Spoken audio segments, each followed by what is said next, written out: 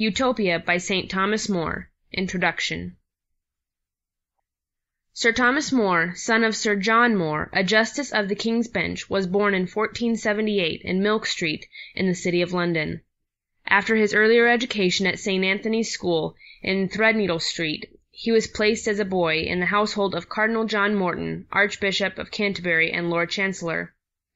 It was not unusual for persons of wealth or influence and sons of good families to be so established together in a relation of patron and client.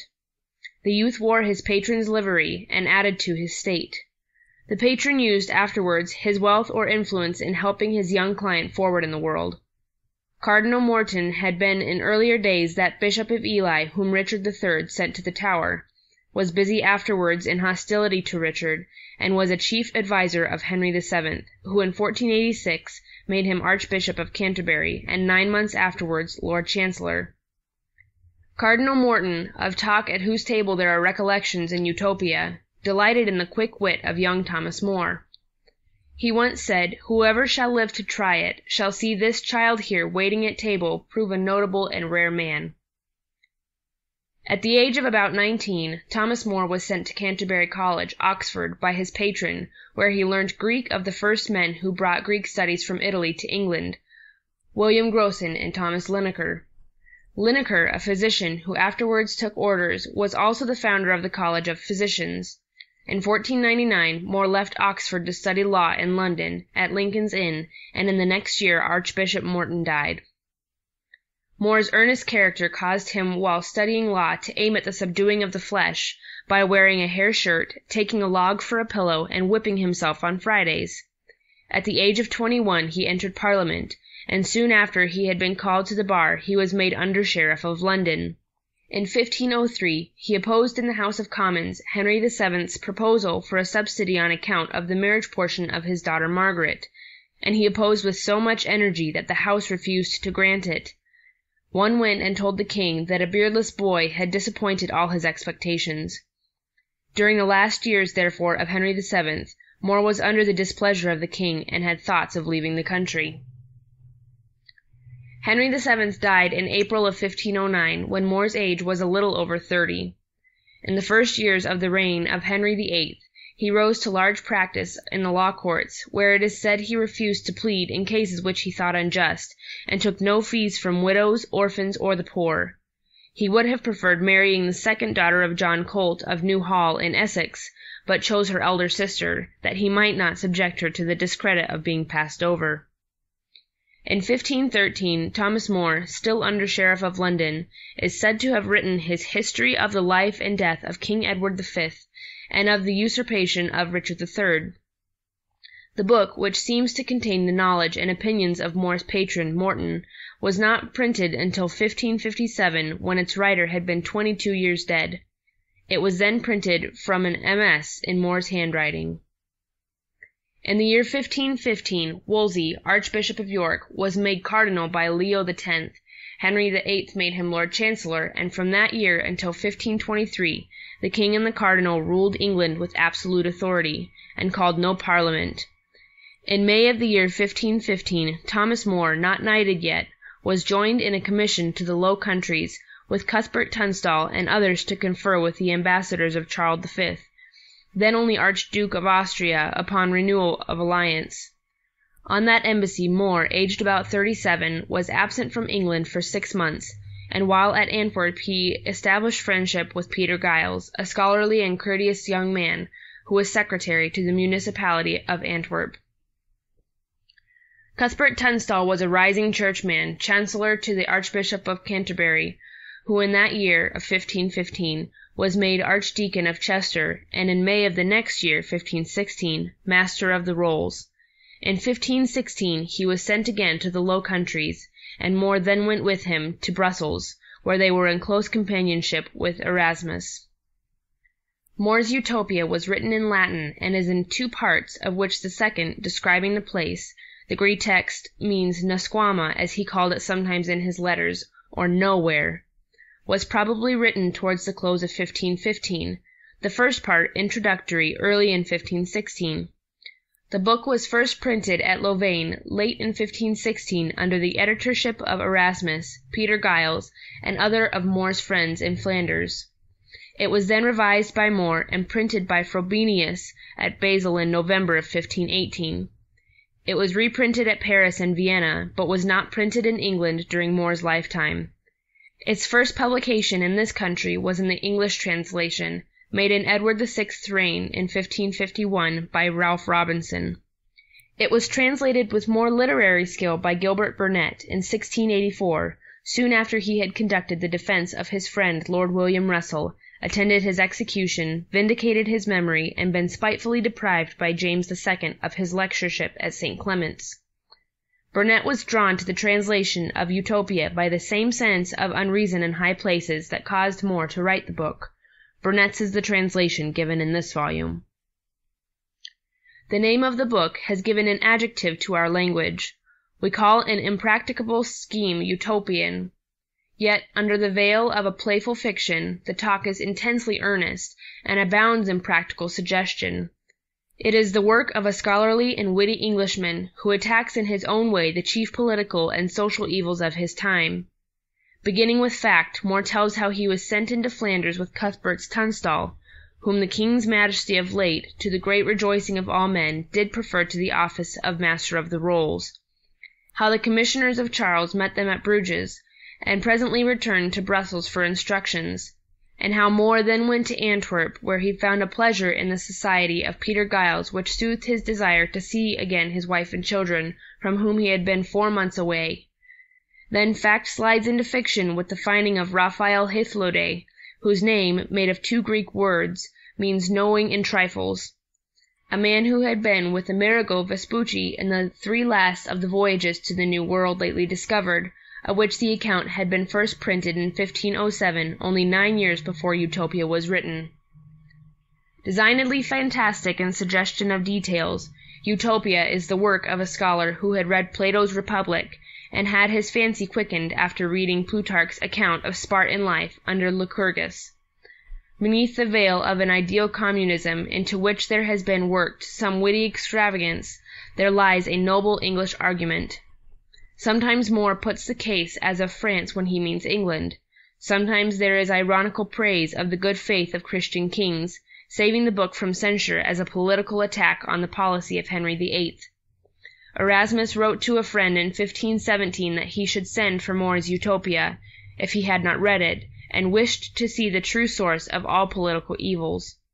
And to More Erasmus wrote of his book, "A burgomaster of Antwerp is so pleased with it that he knows it all by heart." H.M. End of the Introduction. Discourses of Raphael Hythlode, of the Best State of a Commonwealth, Part 1. Henry VIII, the unconquered King of England, a prince adorned with all the virtue that become a great monarch, having some differences of no small consequence with Charles, the most serene Prince of Castile, sent me into Flanders as his ambassador for treating and composing matters between them. I was colleague and companion to that incomparable man, Cuthbert Tunstall, whom the king, with such universal applause, lately made Master of the Rolls, but of whom I will say nothing, not because I fear that the testimony of a friend will be suspected, but rather because his learning and virtues are too great for me to do them justice, and so well known that they need not my commendations, unless I would, according to the proverb, show the sun with a lantern. Those that were appointed by the prince to treat with us met us at Bruges, according to agreement. They were all worthy men.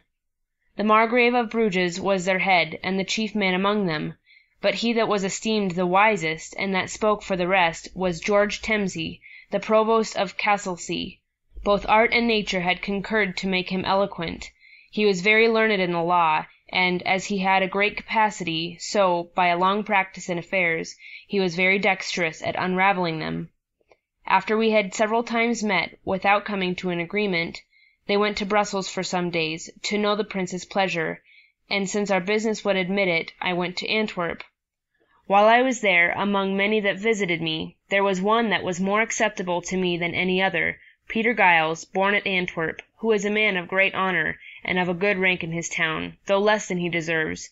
For I do not know if there be anywhere to be found a more learned and better bred young man. For as he is both a very worthy and a very knowing person, so he is so civil to all men, so particularly kind to his friends, and so full of candour and affection, that there is not perhaps above one or two anywhere to be found, that is in all respects so perfect a friend. He is extraordinarily modest, there is no artifice in him, and yet no man has more of a prudent simplicity.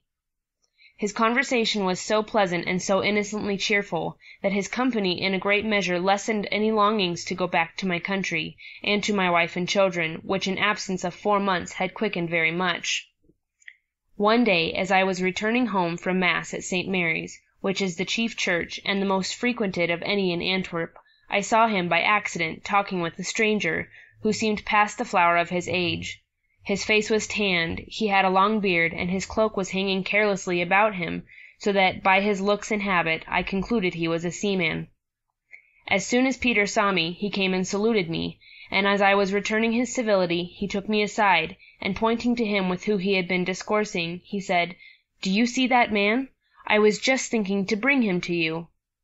I answered, "He should have been very welcome on your account."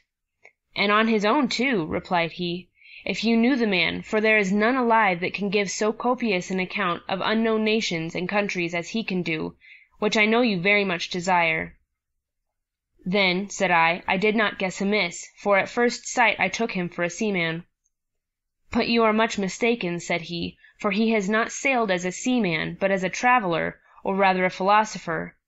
This Raphael, who from his family carries the name of Hythlode, is not ignorant of the Latin tongue, but is eminently learned in the Greek, having applied himself more particularly to that than to the former, because he had given himself much to philosophy, in which he knew that the Romans have left us nothing that is valuable, except what is to be found in Seneca and Cicero. He is a Portuguese by birth, and was so desirous of seeing the world, that he divided his estate among his brothers, ran the same hazard as Americus Vespudius, and bore a share in 3 of his 4 voyages that are now published. Only he did not return with him in his last, but obtained leave of him almost by force, that he might be one of those 24 who were left at the farthest place at which they touched in their last voyage to New Castile. The leaving him thus did not a little gratify one that was more fond of travelling than of returning home to be buried in his own country, for he used often to say that the way to heaven was the same from all places, and he that had no grave had the heavens still over him. Yet this disposition of mind had cost him dear, if God had not been very gracious to him. For after he, with 5 Castilians, had travelled over many countries, at last, by strange good fortune, he got to Ceylon, and from thence to Calicut, where he, very happily, found some Portuguese ships, and beyond all men's expectations, returned to his native country. When Peter had said this to me, I thanked him for his kindness in intending to give me the acquaintance of a man whose conversation he knew would be so acceptable, and upon that Raphael and I embraced each other. After those civilities were past, which are usual with strangers upon their first meeting, we all went to my house, and entering into the garden, sat down on a green bank and entertained one another in discourse. He told us that when Vespudius had sailed away, he, and his companions that stayed behind in New Castile, by degrees insinuated themselves into the affections of the people of the country, meeting often with them and treating them gently. And at last they not only lived among them without danger, but conversed familiarly with them, and got so far into the heart of a prince, whose name and country I have forgot, that he both furnished them plentifully with all things necessary, and also with the convenience of travelling, both boats when they went by water, and wagons when they trained over land. He sent with them a very faithful guide, who was to introduce and recommend them to such other princes as they had a mind to see. And after many days' journey they came to towns and cities, and to commonwealths, that were both happily governed and well peopled. Under the equator, and as far on both sides of it as the sun moves, there lay vast deserts that were parched with the perpetual heat of the sun. The soil was withered, all things looked dismally, and all places were either quite uninhabited, or abounded with wild beasts and serpents, and some few men, that were neither less wild nor less cruel than the beasts themselves. But, as they went farther, a new scene opened, all things grew milder, the air less burning, the soil more verdant, and even the beasts were less wild. And at last there were nations, towns, and cities, that had not only mutual commerce among themselves and with their neighbors, but traded, both by sea and land, to very remote countries. There they found the conveniences of seeing many countries on all hands, for no ship went any voyage into which he and his companions were not very welcome. The first vessels that they saw were flat-bottomed, their sails were made of reeds and wicker woven close together, only some were of leather. But afterwards they found ships made with round keels and canvas sails, and in all aspects like our ships, and the seamen understood both astronomy and navigation. He got wonderfully into their favor by showing them the use of the needle, of which till then they were utterly ignorant. They sailed before with great caution, and only in summer-time, but now they count all seasons alike, trusting wholly to the lodestone, in which they are, perhaps, more secure than safe, so that there is reason to fear that this discovery, which was thought would prove so much to their advantage, may, by their imprudence, become an occasion of much mischief to them. But it were too long to dwell on all that he told us he had observed in every place. It would be too great a digression from our present purpose. Whatever is necessary to be told concerning those wise and prudent institutions which he observed among civilized nations may perhaps be related by us on a more proper occasion. We asked him many questions concerning all these things, to which he answered very willingly. We made no inquiries after monsters, that which nothing is more common, for everywhere one may hear of ravenous dogs and wolves, and cruel men-eaters, but it is not so easy to find states that are well and wisely governed. As he told us of many things that were amiss in those new-discovered countries, so he reckoned up not a few things, from which patterns might be taken for correcting the errors of these nations among whom we live, of which an account may be given, as I have already promised, at some other time. For, at present, I intend only to relate those particulars that he told us, of the manners and laws of the Utopians. But I will begin with the occasion that led us to speak of that commonwealth. After Raphael had discoursed with great judgment on the many errors that were both among us and these nations, had treated of the wise institutions both here and there, and had spoken as distinctly of the customs and government of every nation through which he had passed, as if he had spent his whole life in it, Peter, being stricken with admiration, said, "I wonder, Raphael, how it comes that you enter into no king's service, for I am sure there are none to whom you would not be very acceptable. For your learning and knowledge, both of men and things, is such, that you would not only entertain them very pleasantly, but be of great use to them by the examples you could set before them, and the advices you could give them, and by this means you would both serve your own interest, and be of great use to all your friends." "As for my friends," answered he, "I need not be much concerned, having already done for them all that was incumbent on me.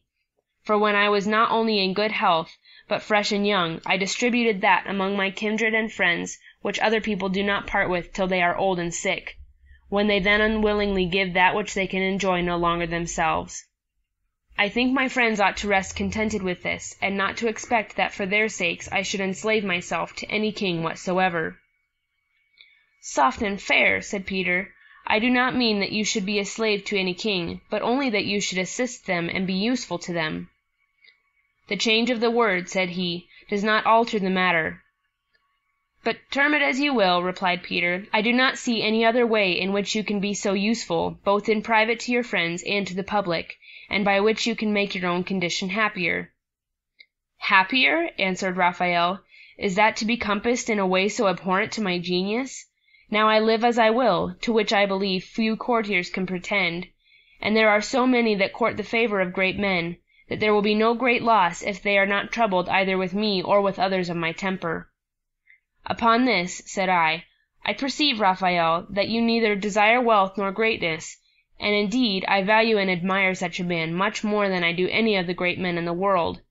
Yet I think you would do what would well become so generous and philosophical a soul as yours is, if you would apply your time and thoughts to public affairs, even though you may happen to find it a little uneasy to yourself, and this you can never do with so much advantage as by being taken into the council of some great prince, and putting him on noble and worthy actions, which I know you would do if you were in such a post, for the springs both of good and evil flow from the prince over a whole nation, as from a lasting fountain.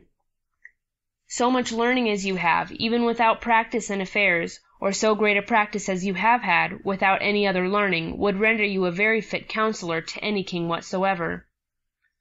"You are doubly mistaken," said he, "Mr. Moore, both in your opinion of me and in the judgment you make of things. For as I have not that capacity that you fancy I have, so if I had it, the public would not be one jot the better when I had sacrificed my quiet to it. For most princes apply themselves more to affairs of war than to the useful arts of peace, and in these I neither have any knowledge, nor do I much desire it. They are generally more set on acquiring new kingdoms, right or wrong, than on governing well those they possess. And among the ministers of princes there are none that are not so wise as to need no assistance, or at least that do not think themselves so wise that they imagine they need none. And if they court any, it is only those for whom the prince has much personal favor, whom by their fawning and flatteries they endeavor to fix to their own interests. And indeed nature has so made us, that we all love to be flattered and to please ourselves with our own notions. The old crow loves his young, and the ape her cubs. Now if in such a court, made up of persons who envy all others and only admire themselves, a person should but propose anything that he had either read in history or observed in his travels, the rest would think that the reputation of their wisdom would sink, and that their interest would be much depressed if they could not run it down. And if all other things failed, then they would fly to this, that such or such things pleased our ancestors, and it were well for us if we could but match them. They would set up their rest on such an answer as a sufficient confutation of all that could be said, as if it were a great misfortune that any should be found wiser than his ancestors. But though they willingly let go all the good things that were among those of former ages, yet, if better things are proposed, they cover themselves obstinately with this excuse of reverence to past times. I have met with these proud, morose, and absurd judgments of things in many places, particularly once in England. "Were you ever there?" said I. "Yes, I was," answered he, "and stayed some months there, not long after the rebellion in the West was suppressed, with a great slaughter of the poor people that were engaged in it. I was then much obliged to that reverend prelate John Morton, Archbishop of Canterbury, Cardinal, and Chancellor of England, a man," said he, "Peter, for Mr. Moore knows well what he was, that was not less venerable for his wisdom and virtues than for the high character he bore. He was of a middle stature, not broken with age. His looks begot reverence rather than fear. His conversation was easy, but serious and grave. He sometimes took pleasure to try the force of those that came as suitors to him upon business by speaking sharply, though decently, to them, and by that he discovered their spirit and presence of mind, with which he was much delighted when it did not grow up to impudence, as bearing a great resemblance to his own temper, and he looked on such persons as the fittest men for affairs.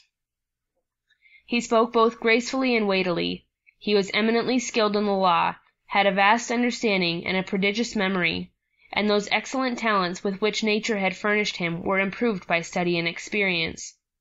When I was in England, the king depended much on his counsels, and the government seemed to be chiefly supported by him, for from his youth he had been all along practised in affairs, and, having passed through many traverses of fortune, he had, with great cost, acquired a vast stock of wisdom, which is not soon lost when it is purchased so dear.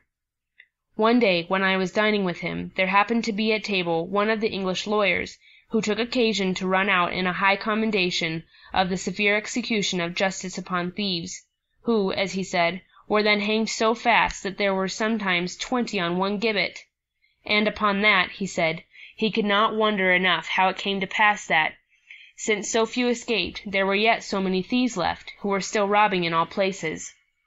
Upon this, I, who took the boldness to speak freely before the cardinal, said, there was no reason to wonder at the matter, since this way of punishing thieves was neither just in itself nor good for the public, for, as the severity was too great, so the remedy was not effectual, simple theft not being so great a crime that it ought to cost a man his life. No punishment, how severe soever, being able to restrain those from robbing who can find out no other way of livelihood. In this, said I, not only you in England, but a great part of the world, imitate some ill masters, that are readier to chastise their scholars than to teach them. There are dreadful punishments enacted against thieves, but it were much better to make such good provisions by which every man might be put in a method how to live, and so be preserved from the fatal necessity of stealing and of dying for it. There has been care enough taken for that, said he. There are many handicrafts, and there is husbandry, by which they may make a shift to live, unless they have a greater mind to follow ill courses. "That will not serve your turn," said I, "for many lose their limbs in civil or foreign wars, as lately in the Cornish rebellion, and some time ago in your wars with France, who, being thus mutilated in the service of their king and country, can no more follow their old trades, and are too old to learn new ones. But since wars are only accidental things, and have intervals, let us consider those things that fall out every day. There is a great number of noblemen among you that are themselves as idle as drones, that subsist on other men's labour, on the labour of their tenants, whom, to raise their revenues, they pare to the quick. This, indeed, is the only insistence of their frugality, for in all other things they are prodigal, even to the beggaring of themselves. But, besides this, they carry about with them a great number of idle fellows, who never learned any art by which they may gain their living, and these, as soon as either their lord dies, or they themselves fall sick, are turned out of doors. For your lords are readier to feed idle people than to take care of the sick, and often the heir is not able to keep together so great a family as his predecessor did. Now, when the stomachs of those that are thus turned out of doors grow keen, they rob no less keenly, and what else can they do? For when, by wandering about, they have worn out both their health and their clothes, and are tattered, and look ghastly, men of quality will not entertain them, and poor men dare not do it, knowing that one who has been bred up in idleness and pleasure, and who was used to walk about with his sword and buckler, despising all the neighbourhood with an insolent scorn as far below him, is not fit for the spade and mattock, nor will he serve a poor man for so small a hire, and in so low a diet as he can afford to give him. To this he answered, This sort of men ought to be particularly cherished, for in them consists the force of the armies for which we have occasion, since their birth inspires them with a nobler sense of honour than is to be found among tradesmen or ploughmen. You may as well say, replied I, that you must cherish thieves on account of wars, for you will never want the one as long as you have the other, and as robbers prove sometimes gallant soldiers, so soldiers often prove brave robbers, so near an alliance there is between those two sorts of life. But this bad custom, so common among you, of keeping many servants, is not peculiar to this nation. In France there is yet a more pestiferous sort of people, for the whole country is full of soldiers, still kept up in time of peace, if such a state of nation can be called a peace, and these are kept in pay upon the same account that you plead for those idle retainers about noblemen, this being a maxim of those pretended statesmen, that it is necessary for the public safety to have a good body of veteran soldiers ever in readiness. They think raw men are not to be depended on, and they sometimes seek occasions for making war, that they may train up their soldiers in the art of cutting throats, or, as Sallust observed, for keeping their hands in use, that they may not grow dull by too long an intermission. But France has learned to its cost how dangerous it is to feed such beasts. The fate of the Romans, Carthaginians, and Syrians, and many other nations and cities, which were both overturned and quite ruined by those standing armies, should make others wiser, and the folly of this maxim of the French appears plainly even from this, that their trained soldiers often find your raw men prove too hard for them, of which I will not say much, lest you may think I flatter the English.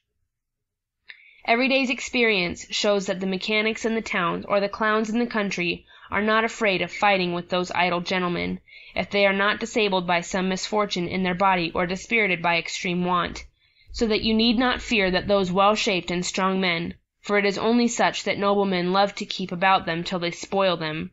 who now grow feeble with ease and are softened with their effeminate manner of life, would be less fit for action if they were well bred and well employed. And it seems very unreasonable that, for the prospect of a war, which you need never have but when you please, you should maintain so many idle men, as will always disturb you in time of peace, which is ever to be more considered than war. But I do not think that this necessity of stealing arises only from hence. There is another cause of it, more peculiar to England. What is that? Said the cardinal. The increase of pasture, said I, by which your sheep, which are naturally mild, and easily kept in order, may be said now to devour men and unpeople, not only villages, but towns, for wherever it is found that the sheep of any soil yield a softer and richer wool than ordinary, there the nobility and gentry, and even those unholy men, the dobos, not contented with the old rents which their farms yielded, nor thinking it enough that they, living at their ease, do no good to the public, resolve to do it hurt instead of good. They stop the course of agriculture, destroying houses and towns, reserving only the churches, and enclose grounds that they may lodge their sheep in them.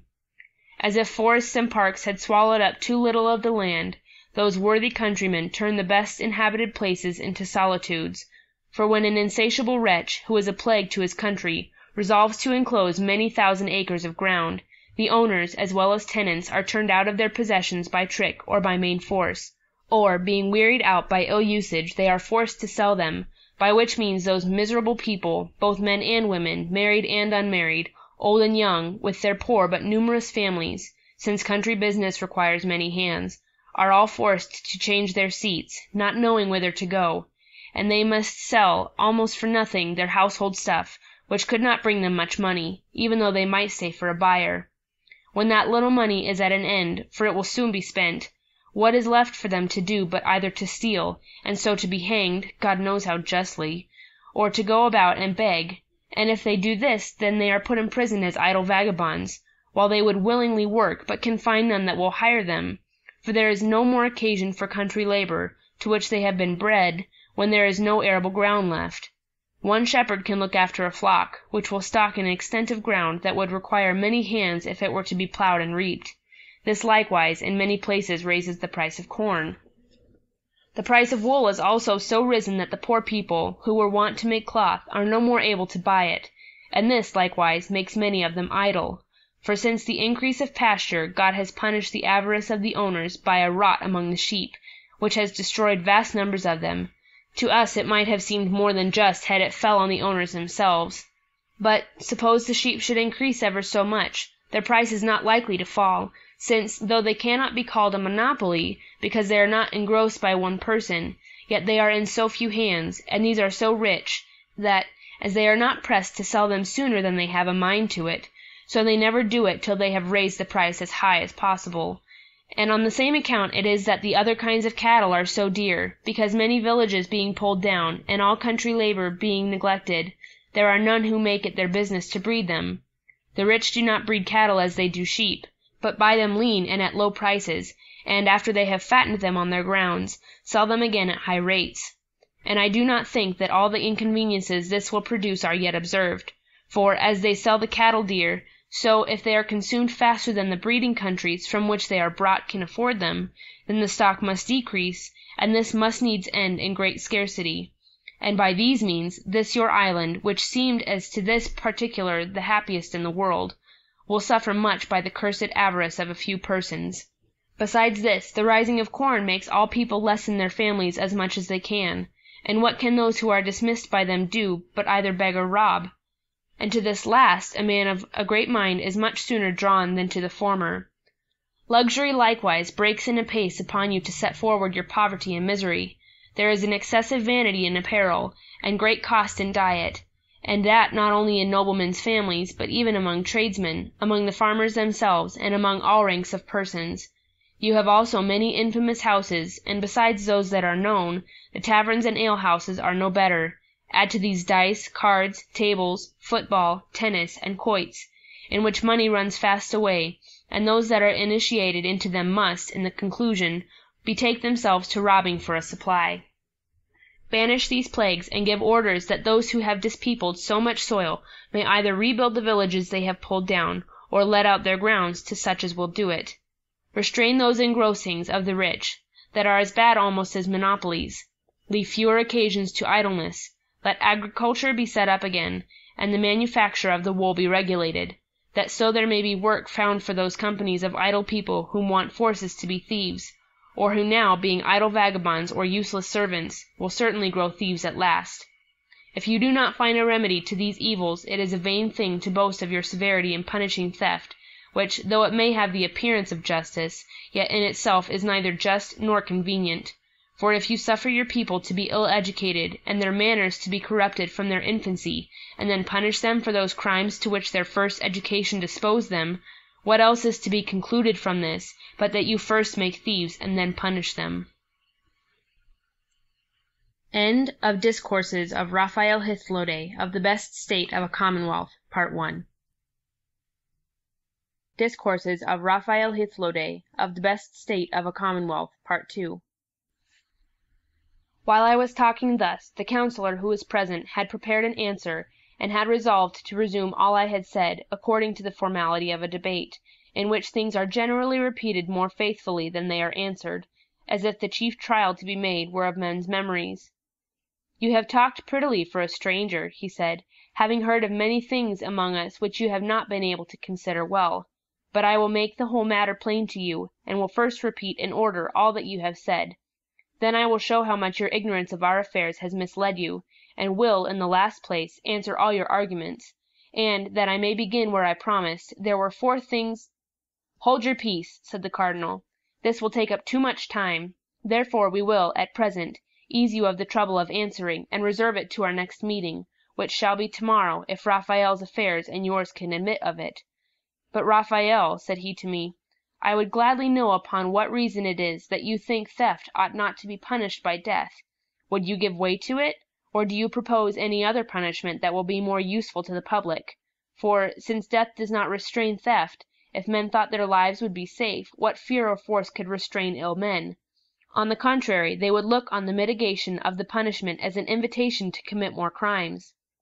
I answered, "It seems to me a very unjust thing to take away a man's life for a little money, for nothing in the world can be of equal value with a man's life. And if it be said that it is not for the money that one suffers but for his breaking the law, I must say, extreme justice is an extreme injury, for we ought not to approve of those terrible laws that make the smallest offences capital, nor of that opinion of the Stoics that makes all crimes equal, as if there were no difference to be made between the killing of a man and the taking his purse, between which, if we examine things impartially, there is no likeness nor proportion. God has commanded us not to kill, and shall we kill so easily for a little money? But if one shall say that by the law we are only forbid to kill any except when the laws of the land allow of it, upon the same grounds laws may be made in some cases to allow of adultery and perjury. For God having taken from us the right of disposing either of our own or of other people's lives, if it is pretended that the mutual consent of men in making laws can authorize manslaughter in cases in which God has given us no example, that it frees people from the obligation of the divine law, and so makes murder a lawful action, what is this but to give a preference to human laws before the divine? And, if this is once admitted, by the same rule men may, in all other things, put what restrictions they please upon the laws of God. If, by the Mosaical law, though it was rough and severe, as being a yoke laid on an obstinate and servile nation, men were only fined, and not put to death for theft, we cannot imagine that in this new law of mercy, in which God treats us with the tenderness of a father, he has given us a greater license to cruelty than he did to the Jews.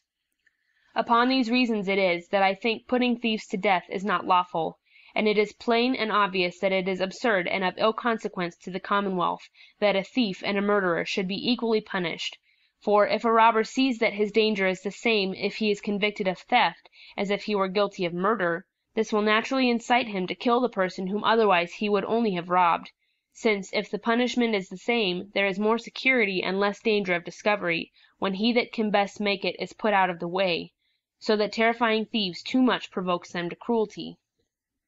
But as to the question, what more convenient way of punishment can be found? I think it much easier to find out that than to invent anything that is worse. Why should we doubt but the way that was so long in use among the old Romans, who understood so well the arts of government, was very proper for their punishment? They condemned such as they found guilty of great crimes to work their whole lives in quarries, or to dig in mines with chains about them. But the method that I liked best was that which I observed in my travels in Persia, among the Polylerites, who are a considerable and well-governed people. They pay a yearly tribute to the king of Persia, but in all other respects they are a free nation, and governed by their own laws. They lie far from the sea, and are environed with hills, and, being contented with the productions of their own country, which is very fruitful, they have little commerce with any other nation, and as they, according to the genius of their country, have no inclination to enlarge their borders, so their mountains and the pension they pay to the Persian secure them from all invasions. Thus they have no wars among them, they live rather conveniently than with splendor, and may be rather called a happy nation than either eminent or famous, for I do not think that they are known, so much as by name, to any but their next neighbors. Those that are found guilty of theft among them are bound to make restitution to the owner, and not, as it is in other places, to the prince, for they reckon that the prince has no more right to the stolen goods than the thief. But if that which was stolen is no more in being, then the goods of the thieves are estimated, And restitution being made out of them, the remainder is given to their wives and children, and they themselves are condemned to serve in the public works, but are neither imprisoned nor chained, unless there happens to be some extraordinary circumstance in their crimes. They go about loose and free, working for the public. If they are idle or backward to work, they are whipped, but if they work hard, they are well used and treated without any mark of reproach. Only the lists of them are called always at night, and then they are shut up. They suffer no other uneasiness but this of constant labor, for, as they work for the public, so they are well entertained out of the public stock, which is done differently in different places. In some places, whatever is bestowed on them is raised by a charitable contribution, and, though this way may seem uncertain, yet so merciful are the inclinations of that people, that they are plentifully supplied by it. But in other places public revenues are set aside for them, or there is a constant tax or poll money raised for their maintenance. In some places they are set to no public work, but every private man that has occasion to hire workmen goes to the marketplaces and hires them out of the public, a little lower than he would do a free man. If they go lazily about their task, he may quicken them with the whip. But this means there is always some piece of work or other to be done by them, and, besides their livelihood, they earn somewhat still to the public. They all wear a peculiar habit of one certain color, and their hair is cropped a little above their ears, and a piece of one of their ears is cut off. Their friends are allowed to give them either meat, drink, or clothes, so they are of the proper color, but it is death both to the giver and the taker, if they give them money. Nor is it less penal for any free man to take money from them upon any account whatsoever, and it is also death for any of these slaves, so they are called, to handle arms. Those of every division of the country are distinguished by a peculiar mark, which it is capital for them to lay aside, to go out of their bounds, or to talk with a slave of another jurisdiction, and the very attempt of an escape is no less penal than an escape itself. It is death for any other slave to be accessory to it, and if a free man engages in it he is condemned to slavery. Those that discover it are rewarded, if freemen in money, and if slaves with liberty, together with a pardon for being accessory to it, that so they might find their account rather in repenting of their engaging in such a design than in persisting in it. These are their laws and rules in relation to robbery, and it is obvious that they are as advantageous as they are mild and gentle, since vice is not only destroyed and men preserved, but they are treated in such a manner as to make them see the necessity of being honest, and of employing the rest of their lives in repairing the injuries they had formerly done to society. Nor is there any hazard of their falling back to their old customs, and so little do travelers apprehend mischief from them that they generally make use of them for guides from one jurisdiction to another. For there is nothing left them by which they can rob or be the better for it, since as they are disarmed, so the very having of money is a sufficient conviction, and as they are certainly punished if discovered, so they cannot hope to escape, for their habit being in all the parts of it different from what is commonly worn, they cannot fly away, unless they would go naked, and even then their cropped ear would betray them. The only danger to be feared from them is their conspiring against the government, but those of one division and neighborhood can do nothing to any purpose unless a general conspiracy were laid amongst all the slaves of the several jurisdictions, which cannot be done, since they cannot meet or talk together, nor will any venture on a design where the concealment would be so dangerous and the discovery so profitable. None are quite hopeless of recovering their freedom, since by their obedience and patience, and by giving good grounds to believe that they will change their manner of life for the future, they may expect to at last obtain their liberty, and some are every year restored to it upon the good character that is given of them. When I had related all this, I added that I did not see why such a method might not be followed with more advantage than could ever be expected from that severe justice which the counsellor magnified so much. To this he answered, that it could never take place in England without endangering the whole nation. As he said this he shook his head, made some grimaces, and held his peace, while all the company seemed of his opinion, except the cardinal, who said that it was not easy to form a judgment of its success, since it was a method that never yet had been tried. But if, said he, when sentence of death were passed upon a thief, the prince would reprieve him for a while, and make the experiment upon him, denying him the privilege of a sanctuary, and then, if it had a good effect upon him, it might take place, and, if it did not succeed, the worst would be to execute the sentence on the condemned persons at last, and I do not see, added he, why it would be either unjust, inconvenient, or at all dangerous to admit of such a delay. In my opinion, the vagabonds ought to be treated in the same manner, against whom, though we have made many laws, yet we have not been able to gain our ends." When the cardinal had done, they all commended the motion, though they had despised it when it came from me, but more particularly commended what related to the vagabonds, because it was his own observation. I do not know whether it would be worth while to tell what followed, for it was very ridiculous, but I shall venture at it, for as it is not foreign to this matter, so some good use may be made of it. There was a jester standing by, that counterfeited the fool so naturally that he seemed to really be one.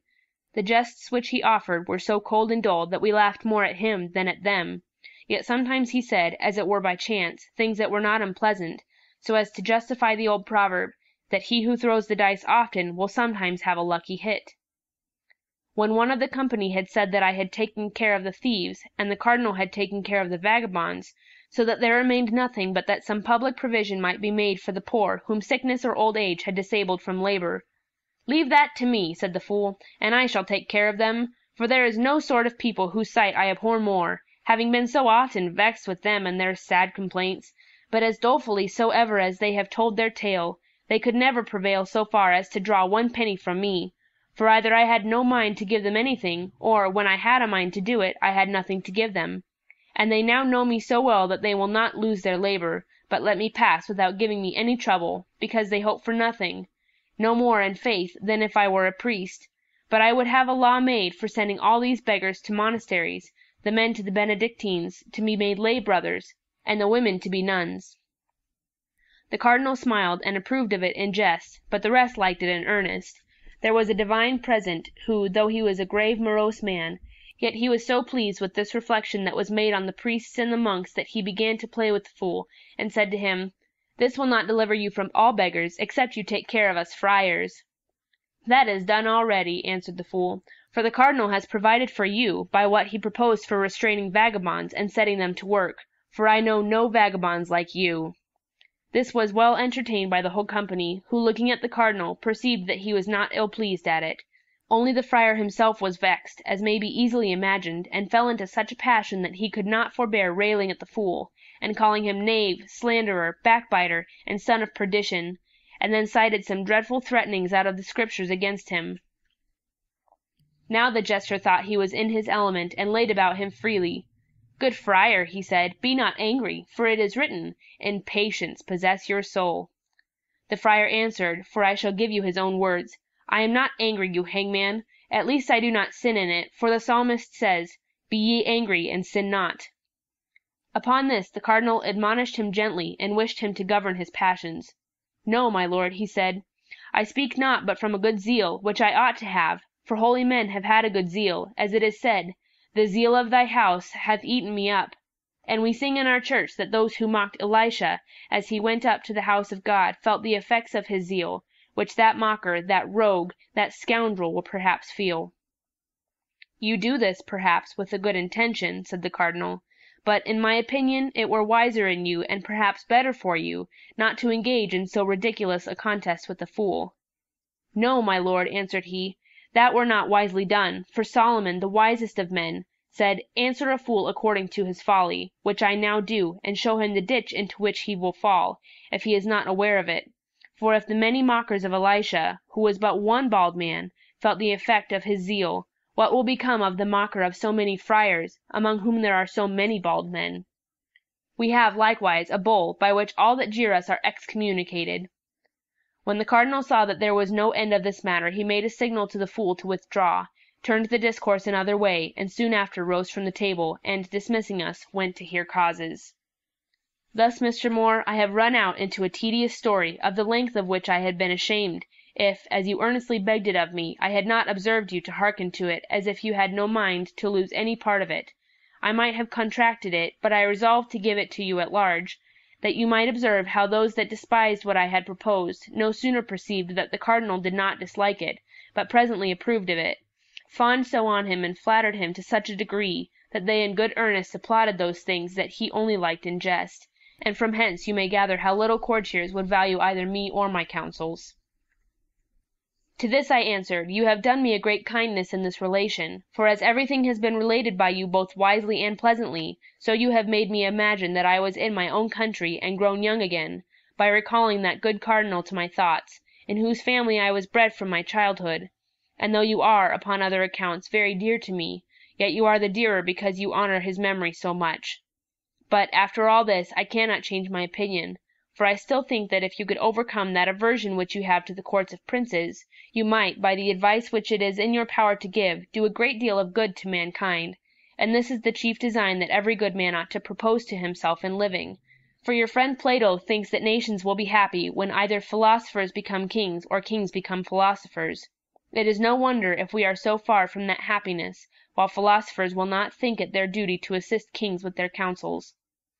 They are not so base-minded, said he, but that they would willingly do it. Many of them have already done it by their books, if those that are in power would but hearken to their good advice. But Plato judged right, that except kings themselves become philosophers, they who from their childhood are corrupted with false notions would never fall in entirely with the counsels of philosophers, and this he himself found to be true in the person of Dionysus.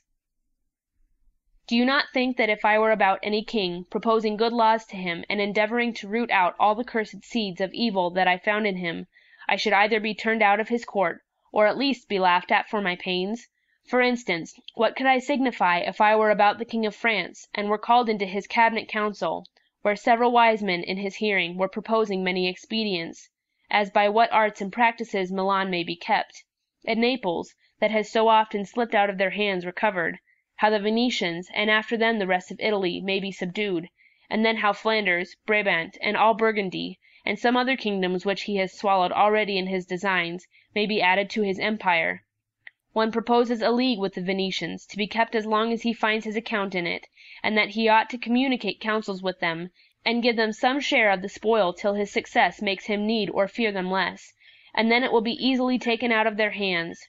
Another proposes the hiring the Germans, and the securing the Switzers by pensions. Another proposes the gaining the emperor by money, which is omnipotent with him. Another proposes a peace with the King of Aragon, and, in order to cement it, the yielding up the King of Navarre's pretensions. Another thinks that the Prince of Castile is to be wrought on by the hope of an alliance, and that some of his courtiers are to be gained to the French faction by pension. The hardest point of all is, what to do with England. A treaty of peace is to be set on foot, and, if their alliance is not to be depended on, yet it is to be made as firm as possible, and they are to be called friends, but suspected as enemies. Therefore the Scots are to be kept in readiness, and to be let loose upon England on every occasion, and some banished nobleman is to be supported underhand, for by the league it cannot be done avowedly,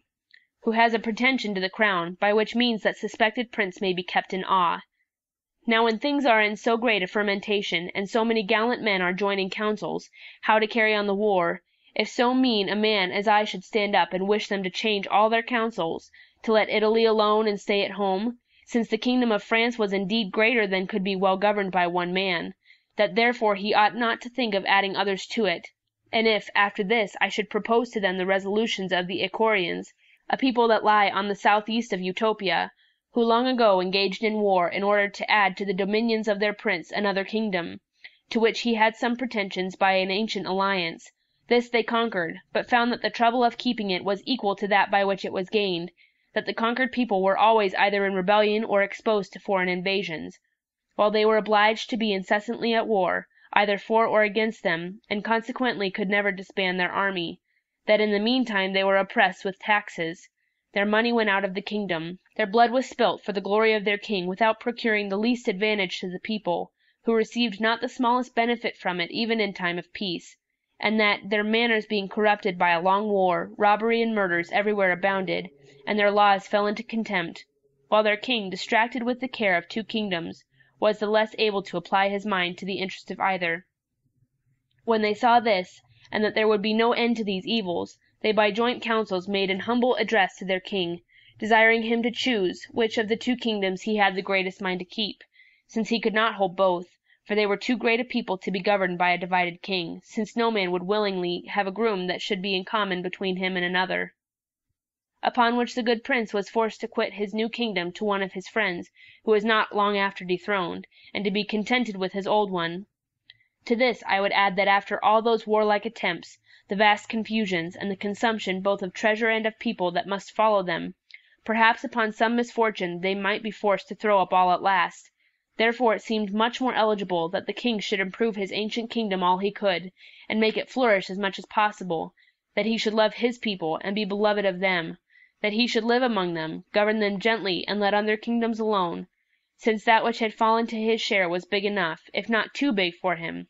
Pray, how do you think would such a speech as this be heard? I confess, said I think not very well.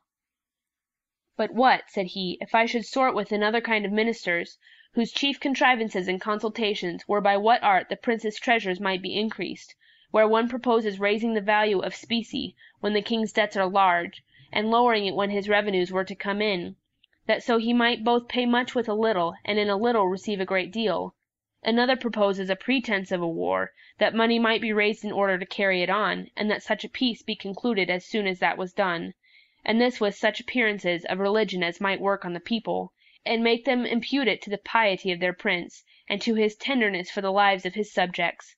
A third offers some old musty laws that have been antiquated by long disuse, and which, as they had been forgotten by all the subjects, so they had also been broken by them, and proposes the levying the penalties of these laws, that as it would bring in a vast treasure, so there might be a very good pretence for it, since it would look like the executing a law and the doing of justice. A fourth proposes the prohibiting of many things under severe penalties, especially as such were against the interest of the people, and then the dispensing with these prohibitions upon great compositions, to those who might find their advantage in breaking them. This would serve two ends, both of them acceptable to many, for as those whose avarice led them to transgress would be severely fined, so the selling licenses dear would look as if a prince were tender to his people, and would not easily, or at low rates, dispense with anything that might be against the public good. Another proposes that the judges must be made sure, that they may declare themselves always in favor of the prerogative, that they must be often sent for to court, that the king may hear them argue those points in which he is concerned, since, how unjust soever any of his pretensions may be, yet still some one or other of them, either out of contradiction to others, or the pride of singularity, or to make their court, would find out some pretence or other to give the king a fair colour to carry the point. For if the judges but differ in opinion, the clearest thing in the world is made by that means disputable, and truth being once brought in question, the king may then take advantage to expound the law for his own profit, while the judges that stand out will be brought over, either through fear or modesty, and they being thus gained, all of them may be sent to the bench to give sentence boldly as the king would have it, for fair pretences will never be wanting when sentence is to be given in the prince's favour. It will either be said that equity lies of his side, or some words in the law will be found sounding that way, or some forced sense will be put on them, and, when all other things fail, the king's undoubted prerogative will be pretended, as that which is above all law, and to which a religious judge ought to have a special regard.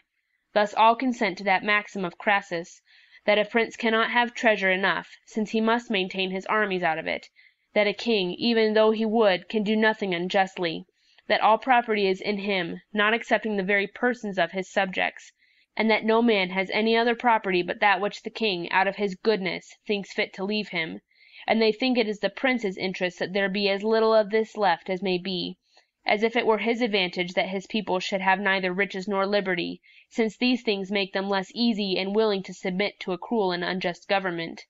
Whereas necessity and poverty blunts them, makes them patient, beats them down, and breaks that height of spirit that might otherwise dispose them to rebel. Now what if, after all these propositions were made, I should rise up and assert that such counsels were both unbecoming a king and mischievous to him, and that not only his honour but his safety consisted more in his people's wealth than in his own? If I should show that they choose a king for their own sake, and not for his, that by his care and endeavours they may be both easy and safe, and that therefore a prince ought to take more care of his people's happiness than of his own, as a shepherd is to take more care of his flock than of himself? It is also certain that they are much mistaken that think the poverty of a nation is a mean of the public safety.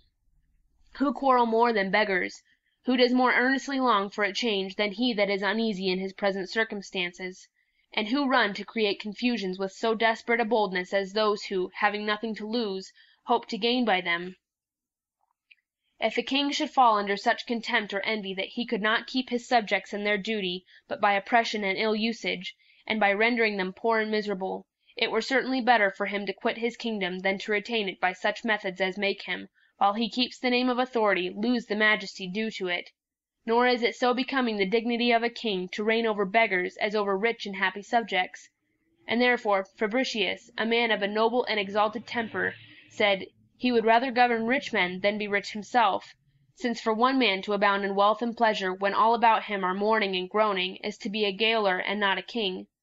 He is an unskilful physician that cannot cure one disease without casting his patient into another. So he that can find no other way for correcting the errors of his people but by taking from them the conveniences of life, shows that he knows not what it is to govern a free nation.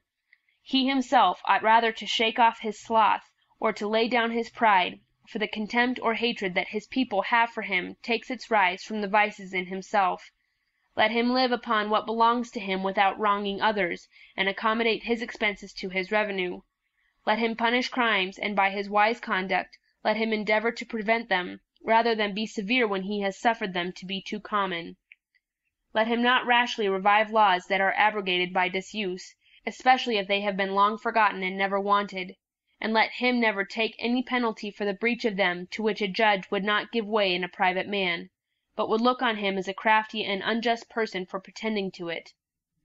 To these things I would add that law among the Macarians, a people that lived not far from Utopia, by which their king, on the day on which he began to reign, is tied by an oath, confirmed by solemn sacrifices, never to have at once above 1,000 pounds of gold in his treasures, or so much silver as is equal to that in value. This law, they tell us, was made by an excellent king who had more regard to the riches of his country than to his own wealth, and therefore provided against the heaping up of so much treasure as might impoverish the people. He thought that moderate sum might be sufficient for any accident, if either the king had occasion for it against the rebels, or the kingdom against the invasion of an enemy, but that it was not enough to encourage a prince to invade other men's rights, a circumstance that was the chief cause of his making that law. He also thought that it was a good provision for that free circulation of money so necessary for the course of commerce and exchange, and when a king must distribute all those extraordinary accessions that increase treasure beyond the due pitch, it makes him less disposed to oppress his subjects. Such a king as this will be the terror of ill men, and will be beloved by all the good. End of Discourses of Raphael Hythloday of the Best State of a Commonwealth, Part 2. Discourses of Raphael Hythloday of the Best State of a Commonwealth, Part 3. If, I say, I should talk of these or such like things to men that had taken their bias another way, how deaf they would be to all I could say. No doubt very deaf, answered I, and no wonder, for one is never to offer propositions or advice that we are certain will not be entertained. Discourses so much out of the road could not avail anything, nor have any effect on men whose minds were prepossessed with different sentiments. This philosophical way of speculation is not unpleasant among friends in a free conversation, but there is no room for it in the courts of princes, where great affairs are carried on by authority. That is what I was saying, replied he, that there is no room for philosophy in the courts of princes. Yes, there is, said I, but not for this speculative philosophy, that makes everything to be alike fitting at all times. But there is another philosophy that is more pliable, that knows its proper scene, accommodates itself to it, and teaches a man with propriety and decency to act that part which has fallen to his share. If when one of Plautus's comedies is upon the stage, and a company of servants are acting their parts, you should come out in the garb of a philosopher and repeat, out of Octavia, a discourse of Seneca's to Nero, would it not be better for you to say nothing than by mixing things of such different natures to make an impertinent tragicomedy? For you spoil and corrupt the play that is in hand when you mix with it things of an opposite nature, even though they are much better. Therefore go through with the play that is acting the best you can, and do not confound it because another that is pleasanter comes into your thoughts. It is even so in a commonwealth, and in the councils of princes. If ill opinions cannot be quite rooted out, and you cannot cure some received vice according to your wishes, you must not, therefore, abandon the commonwealth, for the same reasons as you should not forsake the ship in a storm because you cannot command the winds. You are not obliged to assault people with discourses that are out of their road, when you see that their received notions must prevent your making an impression upon them.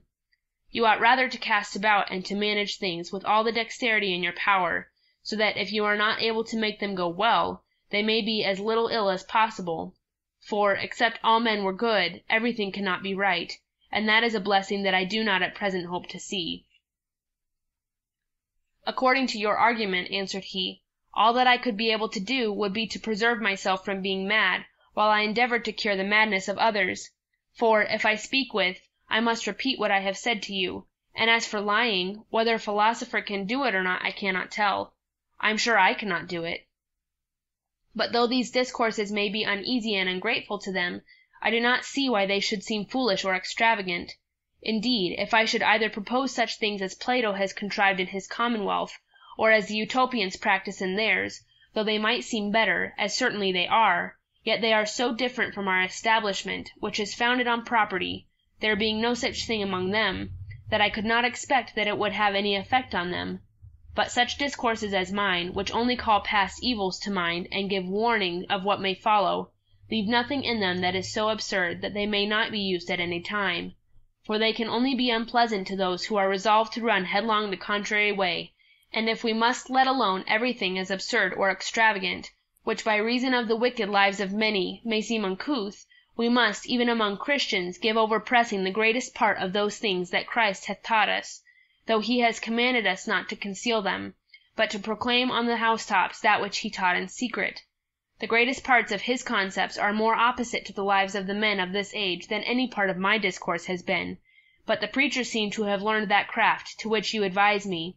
for they, observing that the world would not willingly suit their lives to the rules that Christ has given, have fitted his doctrine, as if it had been a leaden rule, to their lives, that so, by some way or other, they might agree with one another. I see no other effect of this compliance, except it be that men become more secure in their wickedness by it, and this is all the success that I can have in a court, for I must always differ from the rest, and then I shall signify nothing, or if I agree with them, I shall then only help forward their madness.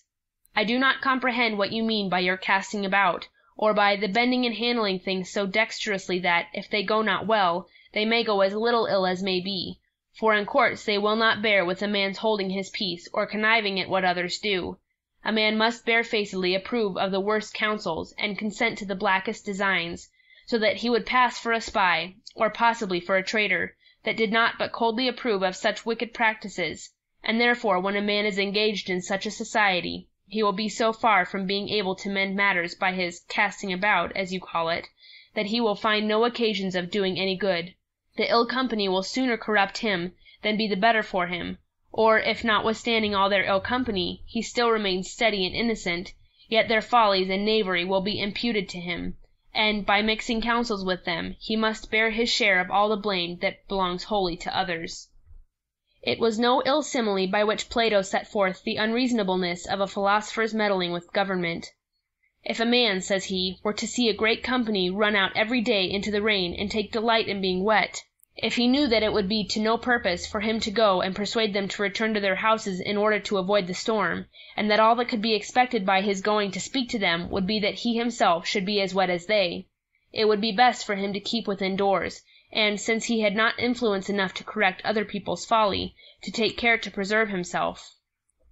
Though, to speak plainly my real sentiments, I must freely own that as long as there is any property, and while money is the standard of all other things, I cannot think that a nation can be governed either justly or happily. Not justly, because the best things will fall to the share of the worst men, nor happily, because all things will be divided among a few, and even these are not in all respects happy, the rest being left to be absolutely miserable. Therefore, when I reflect on the wise and good constitution of the Utopians, among whom all things are so well governed and with so few laws, where virtue hath its due reward, and yet there is such an equality that every man lives in plenty, when I compare with them so many other nations that are still making new laws, and yet can never bring their constitution to a right regulation, where, notwithstanding, everyone has his property, yet all the laws that they can invent have not the power either to obtain or preserve it, or even to enable men certainly to distinguish what is their own from what is another's, of which the many lawsuits that every day break out, and are eternally depending, give too plain a demonstration. When, I say, I balance all these things in my thoughts, I grow more favorable to Plato, and do not wonder that he resolved not to make any laws for such as would not submit to a community of all things, For so wise a man could not but foresee that the setting all upon a level was the only way to make a nation happy, which cannot be obtained so long as there is property, for when every man draws to himself all that he can compass, by one title or another, it must needs follow that, how plentiful soever a nation may be, yet a few dividing the wealth of it among themselves, the rest must fall into indigence,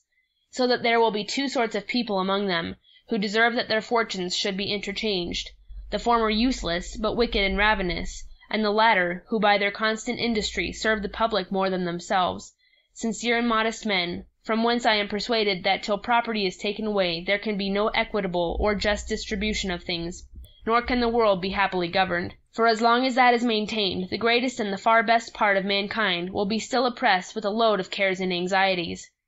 I confess, without taking it quite away, those pressures that lie on a great part of mankind may be made lighter, but they can never be quite removed, for if laws were made to determine at how great an extent in soil, and at how much money every man must stop, to limit the prince, that he might not grow too great, and to restrain the people, that they might not become too insolent, and that none might factitiously aspire to public employments, which ought neither to be sold nor made burdensome by a great expense, since otherwise those that serve in them would be tempted to reimburse themselves by cheats and violence, and it would become necessary to find out rich men for undergoing those employments, which ought rather to be trusted to the wise. These laws, I say, might have such effect as good diet and care might have on a sick man whose recovery is desperate. They might allay and mitigate the disease, but it could never be quite healed, nor the body politic be brought again to a good habit as long as property remains, and it will fall out as in a complication of diseases, that by applying a remedy to one sore you will provoke another, and that which removes the one ill symptom produces others, while the strengthening one part of the body weakens the rest. On the contrary, answered I, it seems to me that men cannot live conveniently where all things are common. How can there be any plenty where every man will excuse himself from labor? For as the hope of gain doth not excite him, so the confidence that he has in other men's industry may make him slothful. If people come to be pinched with want, and yet cannot dispose of anything as their own, what can follow upon this but perpetual sedition and bloodshed, especially when the reverence and authority due to magistrates falls to the ground? For I cannot imagine how that can be kept up among those that are in all things equal to one another. I do not wonder, said he, that it appears so to you, since you have no notion, or at least no right one, of such a constitution. But if you had been in Utopia with me, and had seen their laws and rules, as I did, for the space of 5 years in which I lived among them, and during which time I was so delighted with them that indeed I should never have left them if it had not been to make the discovery of that new world to the Europeans, you would then confess that you had never seen a people so well constituted as they. You will not easily persuade me, said Peter, that any nation in that new world is better governed than those among us. For as our understandings are not worse than theirs, so our government, if I mistake not, being more ancient, a long practice has helped us to find out many conveniences of life, and some happy chances have discovered other things to us which no man's understanding could ever have invented. As for the antiquity either of their government or of ours, said he, you cannot pass a true judgment of it unless you had read their histories, for, if they are to be believed, they had towns among them before these parts were so much as inhabited. And as for those discoveries that have been either hit on by chance or made by ingenious men, these might have happened there as well as here. I do not deny but we are more ingenious than they are, but they exceed us much in industry and application. They knew little concerning us before our arrival among them. They call us all by a general name of the nations that lie beyond the equinoctial line, for their chronicle mentions a shipwreck that was made on their coast 1200 years ago, and that some Romans and Egyptians that were in the ship, getting safe ashore, spent the rest of their days amongst them. And such was their ingenuity that from this single opportunity they drew the advantage of arts that were then among the Romans, and which were known to these shipwrecked men. And by the hints that they gave them, they themselves found out even some of those arts which they could not fully explain. So happily did they improve that accident of having some of our people cast upon their shore. But if such an accident has at any time brought any from thence into Europe, we have been so far from improving it that we do not so much as remember it, as, in after times perhaps, it will be forgot by our people that I was ever there. For though they, from one such accident, made themselves masters of all the good inventions that were among us, yet I believe it would be long before we should learn or put in practice any of the good institutions that are among them. and this is the true cause of their being better governed and living happier than we, though we come not short of them in point of understanding or outward advantages." Upon this I said to him, "I earnestly beg you would describe that island very particularly to us. Be not too short, but set out in order all things relating to their soil, their rivers, their towns, their people, their manners, constitution, laws, and, in a word, all that you imagine we desire to know. And you may well imagine that we desire to know everything concerning them of which we are hitherto ignorant." "I will do it very willingly," said he, "for I have digested the whole matter carefully, but it will take up some time." "Let us go, then," said I, "first and dine, and then we shall have leisure enough." He consented. We went in and dined, and after dinner came back and sat down in the same place. I ordered my servants to take care that none might come and interrupt us, and both Peter and I desired Raphael to be as good as his word. When he saw that we were very intent upon it, he paused a little to recollect himself, and began in this manner. "The island of Utopia is in the middle 200 miles broad, and holds almost at the same breadth over a great part of it, but it grows narrower toward both ends. Its figure is not unlike a crescent. Between its horns the sea comes in 11 miles broad, and spreads itself into a great bay, which is environed with land to the compass of about 500 miles, and is well secured from winds. In this bay there is no great current. The whole coast is, as it were, one continued harbor, which gives all that live on the island great convenience for mutual commerce. But the entry into the bay, occasioned by rocks on the one hand and shallows on the other, is very dangerous. In the middle of it there is one single rock which appears above water, and may, therefore, easily be avoided, and on the top of it there is a tower, in which a garrison is kept. The other rocks lie under water, and are very dangerous. The channel is known only to the natives, so that if any stranger should enter into the bay without one of their pilots, he would run great danger of shipwreck, for even they themselves could not pass it safe if some marks that are on the coast did not direct their way, and if these should be but a little shifted, any fleet that might come against them, how great soever it were, would be certainly lost.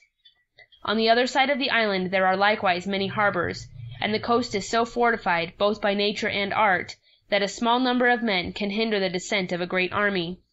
But they report, and there remains good marks of it to make it credible, that this was no island at first, but a part of the continent. Utopus that conquered it, whose name it still carries, for Abraxa was its first name, brought the rude and uncivilized inhabitants into such a good government, and to that measure of politeness, that they now far excel all the rest of mankind. Having soon subdued them, he designed to separate them from the continent, and to bring the sea quite round them. To accomplish this, he ordered a deep channel to be dug, 15 miles long, and that the natives might not think he treated them like slaves, he not only forced the inhabitants, but also his own soldiers, to labor in carrying it on. As he set a vast number of men to work, he, beyond all men's expectations, brought it to a speedy conclusion, and his neighbors, who at first laughed at the folly of the undertaking, no sooner saw it brought to perfection than they were struck with admiration and terror. There are 54 cities in the island, all large and well built, the manners, customs, and laws of which are the same, and they are all contrived as near in the same manner as the ground on which they stand will allow. The nearest lie at least 24 miles distant from one another, and the most remote are not so far distant, but that a man can go on foot in one day from it to that which lies next to it. Every city sends 3 of their wisest senators once a year to Amaro, to consult about their common concerns, for that is the chief town of the island, being situated near the center of it, so that it is the most convenient place for their assemblies. The jurisdiction of every city extends at least 20 miles, and where the towns lie wider, they have much more ground. No town desires to enlarge its bounds, for the people consider themselves rather as tenants than landlords. They have built, over all the country, farmhouses for husbandmen, which are well contrived and furnished with all things necessary for country labor. Inhabitants are sent, by turns, from the cities to dwell in them. No country family has fewer than 40 men and women in it, besides 2 slaves.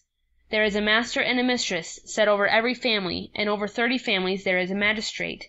Every year 20 of this family come back to the town after they have stayed 2 years in the country, and in their room there are other 20 sent from the town, that they may learn country work from those that have been already 1 year in the country, as they must teach those that come to them the next from the town. By this means, such as dwell on those country farms are never ignorant of agriculture, and so commit no errors which might otherwise be fatal and bring them under a scarcity of corn. But though there is every year such a shifting of the husbandmen to prevent any man being forced against his will to follow that hard course of life too long, yet many among them take pleasure in it, that they desire leave to continue in it many years. These husbandmen till the ground, breed cattle, hew wood, and convey it to the towns either by land or water, as is most convenient. They breed an infinite multitude of chickens in a very curious manner, for the hens do not sit and hatch them, but a vast number of eggs are laid in a gentle and equal heat in order to be hatched, and they are no sooner out of the shell and able to stir about, but they seem to consider those that feed them as their mothers, and follow them as other chickens do the hen that hatched them. They breed very few horses, but those they have are full of mettle, and are kept only for exercising their youth in the art of sitting and riding them, for they do not put them to any work, either of ploughing or carriage, in which they employ oxen. For though their horses are stronger, yet they find oxen can hold out longer, and as they are not subject to so many diseases, so they are kept upon a less charge and with less trouble. And even when they are so worn out that they are no more fit for labor, they are good meat at last. They sow no corn but that which is to be their bread, for they drink either wine, cider, or perry, and often water, sometimes boiled with honey or licorice, but which they abound, and though they know exactly how much corn will serve every town and all that tract of country which belongs to it, yet they sow much more and breed more cattle than are necessary for their consumption, and they give that overplus of which they make no use to their neighbors. When they want anything in the country which it does not produce, they fetch that from the town, without carrying anything in exchange for it, and the magistrates of the town take care to see it given them, for they meet generally in the town once a month, upon a festival day.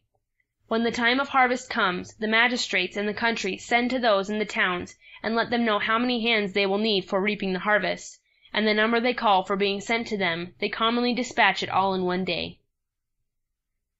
End of Discourses of Raphael Hythloday of the Best State of a Commonwealth, Part 3.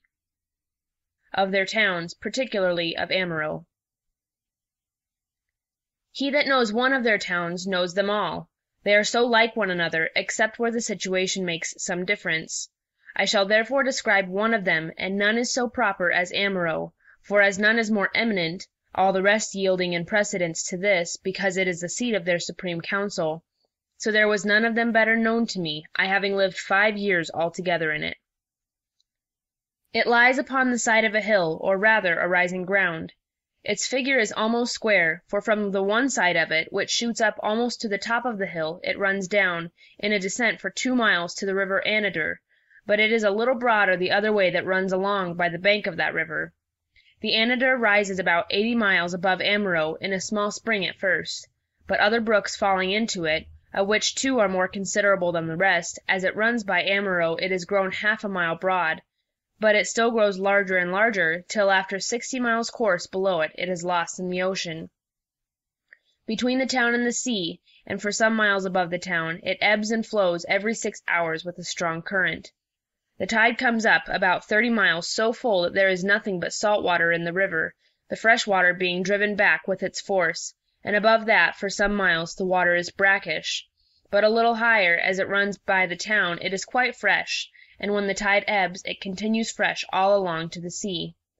There is a bridge cast over the river, not of timber, but of fair stone, consisting of many stately arches. It lies at that part of the town which is farthest from the sea, so that the ships, without any hindrance, lie all along the side of the town.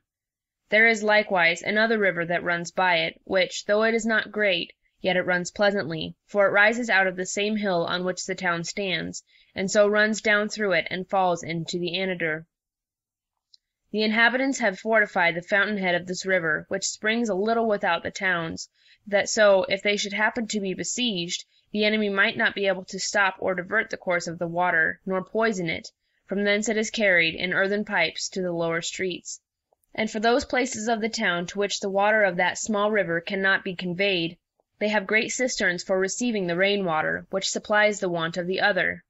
The town is compassed with a high and thick wall, in which there are many towers and forts. There is also a broad and deep dry ditch, set thick with thorns, cast around 3 sides of the town, and the river is instead of a ditch on the 4th side. The streets are very convenient for all carriage, and are well sheltered from the winds. Their buildings are good, and so uniform that a whole side of a street looks like one house. The streets are 20 feet broad. There lie gardens behind all their houses. These are large, but enclosed with buildings that on all hands face the streets, so that every house has both a door to the street and a back door to the garden. Their doors all have 2 leaves, which, as they are easily opened, so they shut of their own accord. And there being no property among them, every man may freely enter into any house whatsoever. At every 10 years' end they shift their houses by lots. They cultivate their gardens with great care, so that they have both vines, fruits, herbs, and flowers in them, and all is so well ordered and so finely kept that I never saw gardens anywhere that were both so fruitful and so beautiful as theirs. And this humour of ordering their gardens so well is not only kept up by the pleasure they find in it, but also by an emulation between the inhabitants of the several streets, who vie with each other. And there is, indeed, nothing belonging to the whole town that is both more useful and more pleasant. So that he who founded the town seems to have taken care of nothing more than of their gardens, for they say the whole scheme of the town was designed at first by Utopia, but he left all that belonged to the ornament and improvement of it to be added by those that should come after him, that being too much for one man to bring to perfection. Their records that contain the history of their town and state are preserved with an exact care, and run backwards 1760 years. From these it appears that their houses were at first low and mean, like cottages, made of any sort of timber, and were built with mud walls and thatched with straw. But now their houses are 3 stories high, the fronts of them are faced either with stone, plastering, or brick, and between the facings of their walls they throw in their rubbish. Their roofs are flat, and on them they lay a sort of plaster, which costs very little, and yet is so tempered that it is not apt to take fire, and yet resists the weather more than lead. They have great quantities of glass among them, with which they glaze their windows. They use also in their windows a thin linen cloth, that is so oiled or gummed that it both keeps out the wind and gives free admission to the light. End of their towns, particularly of Amaro. Of their magistrates. 30 families choose every year a magistrate, who is anciently called the Syphogrant, but is now called the Phylarch. And over every 10 Syphogrants, with the families subject to them, there is another magistrate, who is anciently called the Tranibor, but of late the Archphylarch. All the Syphogrants, who are in number 200, choose the prince out of a list of 4 who are named by the people of the 4 divisions of the city, but they take an oath before they proceed to an election, that they will choose him whom they think most fit for the office. They give him their voices secretly, so that it is not known for whom every one gives his suffrage. The prince is for life, unless he is removed upon suspicion of some design to enslave the people. The Tranibors are new chosen every year, but yet they are, for the most part, continued. All their other magistrates are only annual. The Tranibors meet every 3rd day, and oftener if necessary, and consult with the prince either concerning the affairs of the state in general, or such private differences as may arise sometimes among the people, though that falls out but seldom. There are always 2 Syphogrants called into the council chamber, and these are changed every day. It is a fundamental rule of their government that no conclusion can be made in anything that relates to the public, till it has been first debated 3 several days in their council. It is death for any to meet and consult concerning the state, unless it be either in their ordinary council, or in the assembly of the whole body of the people. These things have been so provided among them that the prince and the Tranibors may not conspire together to change the government and enslave the people. Therefore, when anything of great importance is set on foot, it is sent to the Syphogrants, who, after they have communicated it to the families that belong to their divisions, and have considered it among themselves, make report to the Senate, and upon great occasions the matter is referred to the council of the whole island. One rule observed in their council is, never to debate a thing on the same day in which it is first proposed, for that is always referred to the next meeting, so that men may not rashly and in the heat of discourse engage themselves too soon, which might bias them so much that, instead of consulting the good of the public, they might rather study to support their first opinions, and by a perverse and preposterous sort of shame hazard their country rather than endanger their own reputation, or venture the being suspected to have wanted foresight in the expedients that they at first proposed, and therefore to prevent this they take care that they may rather be deliberate than sudden in their motions. End of their magistrates. Of their trades and manner of life. Agriculture is that which is so universally understood among them that no person, either man or woman, is ignorant of it. They are instructed in it from their childhood, partly by what they learn at school, and partly by practice, they being led out often into the fields about the town, where they not only see others at work but are likewise exercised in it themselves. Besides agriculture, which is so common to them all, every man has some peculiar trade to which he applies himself, such as the manufacture of wool or flax, masonry, smith's work, or carpenter's work, for there is no sort of trade that is in great esteem among them. Throughout the island they wear the same sort of clothes, without any other distinction except what is necessary to distinguish the two sexes and the married and unmarried. The fashion never alters, and as it is neither disagreeable nor uneasy, so it is suited to the climate, and calculated both for their summers and winters. Every family makes their own clothes, but all among them, women as well as men, learn one or other of the trades formerly mentioned. Women, for the most part, deal in wool and flax, which suit best with their weakness, leaving the ruder trades to the men. The same trade generally passes down from father to son, inclinations often following descent, but if any man's genius lies another way he is, by adoption, translated into a family that deals in the trade to which he is inclined, and when that is to be done, care is taken, not only by his father, but by the magistrate, that he may be put to a discreet and good man. And if, after a person has learned one trade, he desires to acquire another, that is also allowed, and is managed in the same manner as the former. When he has learned both, he follows that which he likes best, unless the public has more occasion for the other. The chief, and almost the only, business of the Syphogrants is to take care that no man may live idle, but that every one may follow his trade diligently.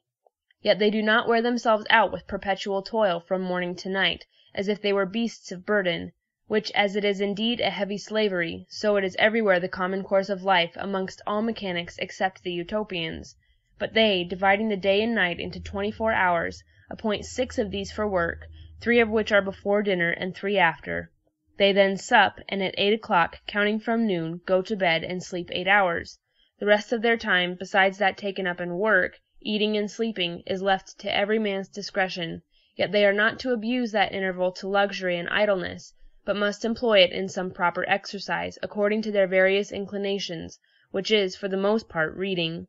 It is ordinary to have public lectures every morning before daybreak, at which none are obliged to appear but those who are marked out for literature, yet a great many, both men and women, of all ranks, go to hear lectures of one sort or other, according to their inclinations. But if others that are not made for contemplation choose rather to employ themselves at that time in their trades, as many of them do, they are not hindered, but are rather commended, as men that take care to serve their country. After supper they spend an hour in some diversion, in summer in their gardens, and in winter in the halls where they eat, where they entertain each other either with music or discourse. They do not so much as know dice, or any such foolish and mischievous games. They have, however, 2 sorts of games not unlike our chess. The one is between several numbers, in which one number, as it were, consumes another. The other resembles a battle between the virtues and the vices, in which the enmity in the vices among themselves, and their agreement against virtue, is not unpleasantly represented, together with the special opposition between the particular virtues and vices,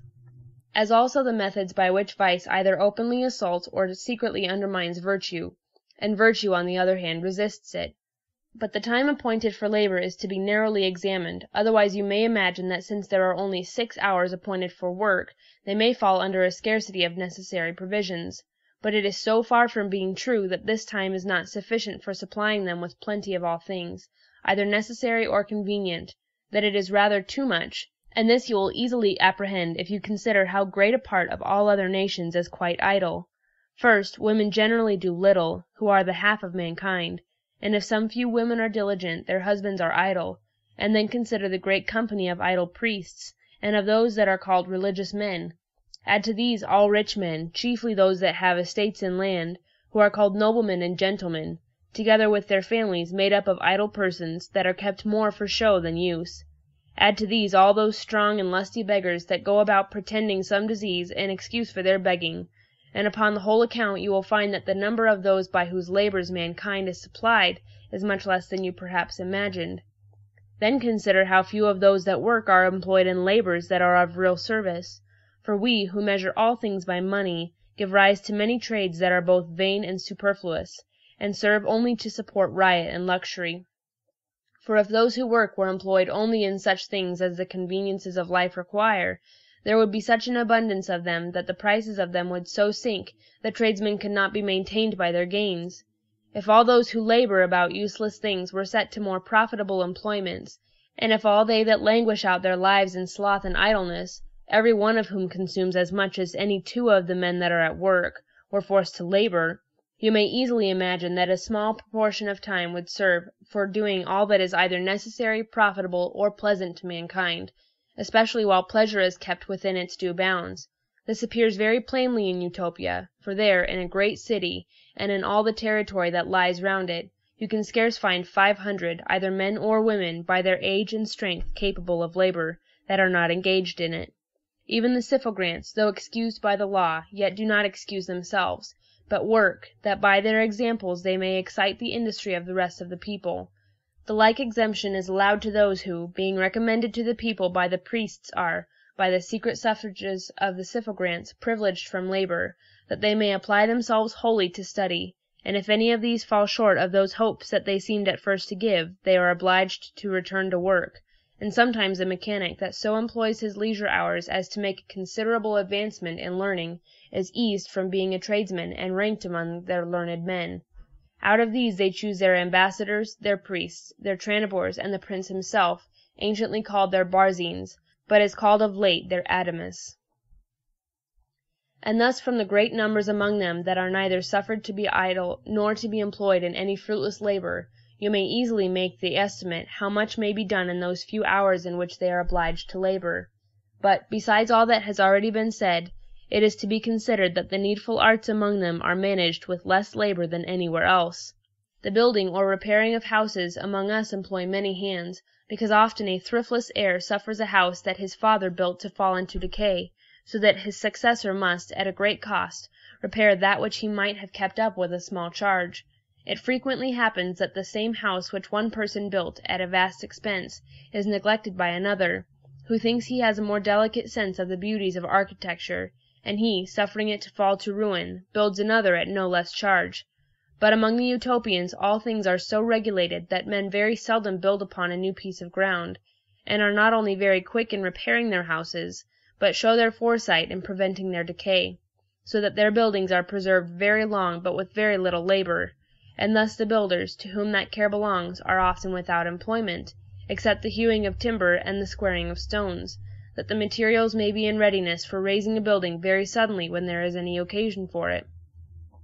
As to their clothes, observe how little work is spent in them. While they are at labor, they are clothed with leather and skins, cut carelessly about them, which will last 7 years, and when they appear in public they put on an upper garment which hides the other, and these are all of one color, and that is the natural color of the wool.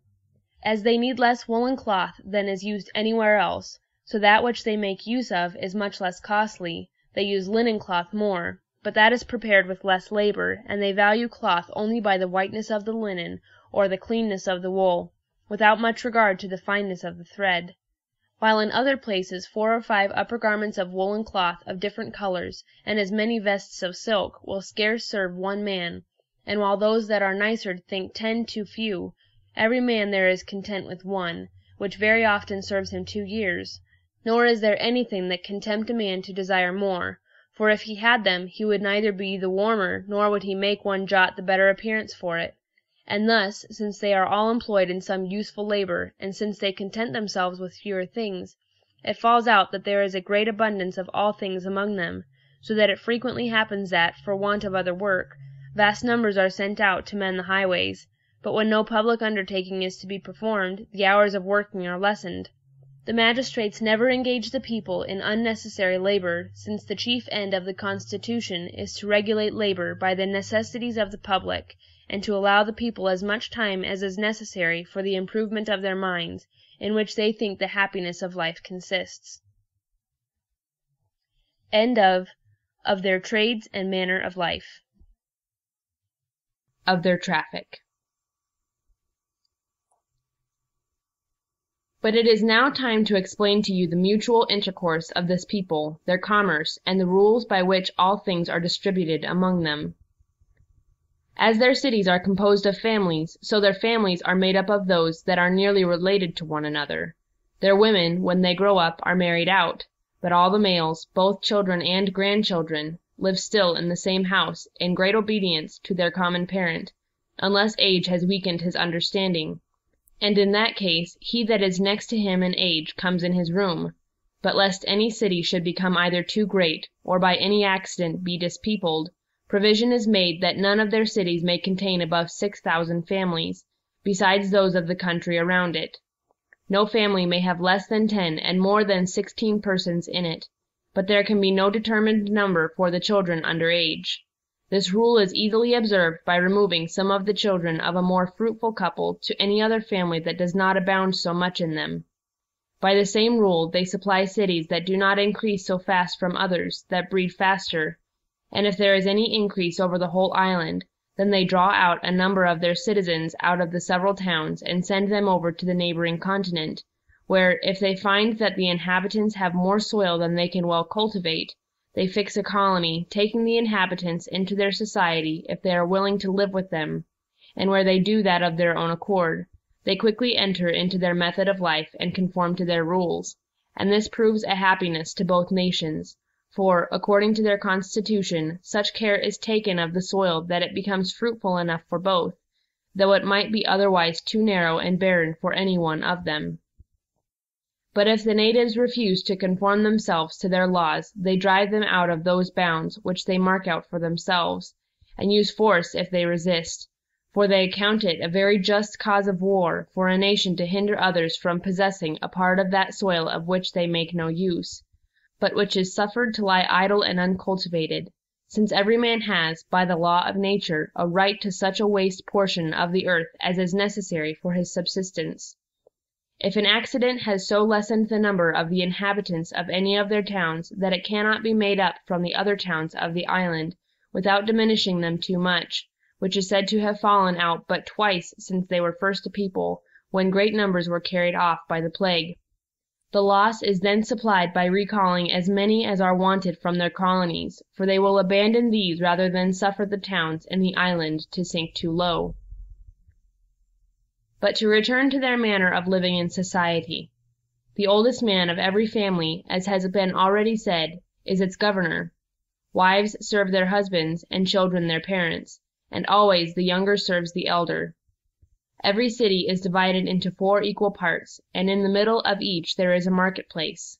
What is brought thither, and manufactured by the several families, is carried from thence to houses appointed for that purpose, in which all things of a sort are laid by themselves, and thither every father goes, and takes whatsoever he or his family stand in need of, without either paying for it or leaving anything in exchange. There is no reason for giving a denial to any person, since there is such plenty of everything among them, and there is no danger of a man's asking for more than he needs. They have no inducements to do this, since they are sure they shall always be supplied. It is the fear of want that makes any of the whole race of animals either greedy or ravenous. But besides fear, there is in man a pride that makes him fancy it a particular glory to excel others in pomp and excess. But by the laws of the Utopians there is no room for this. Near these markets there are others for all sorts of provisions, where there are not only herbs, fruits, and bread, but also fish, fowl, and cattle.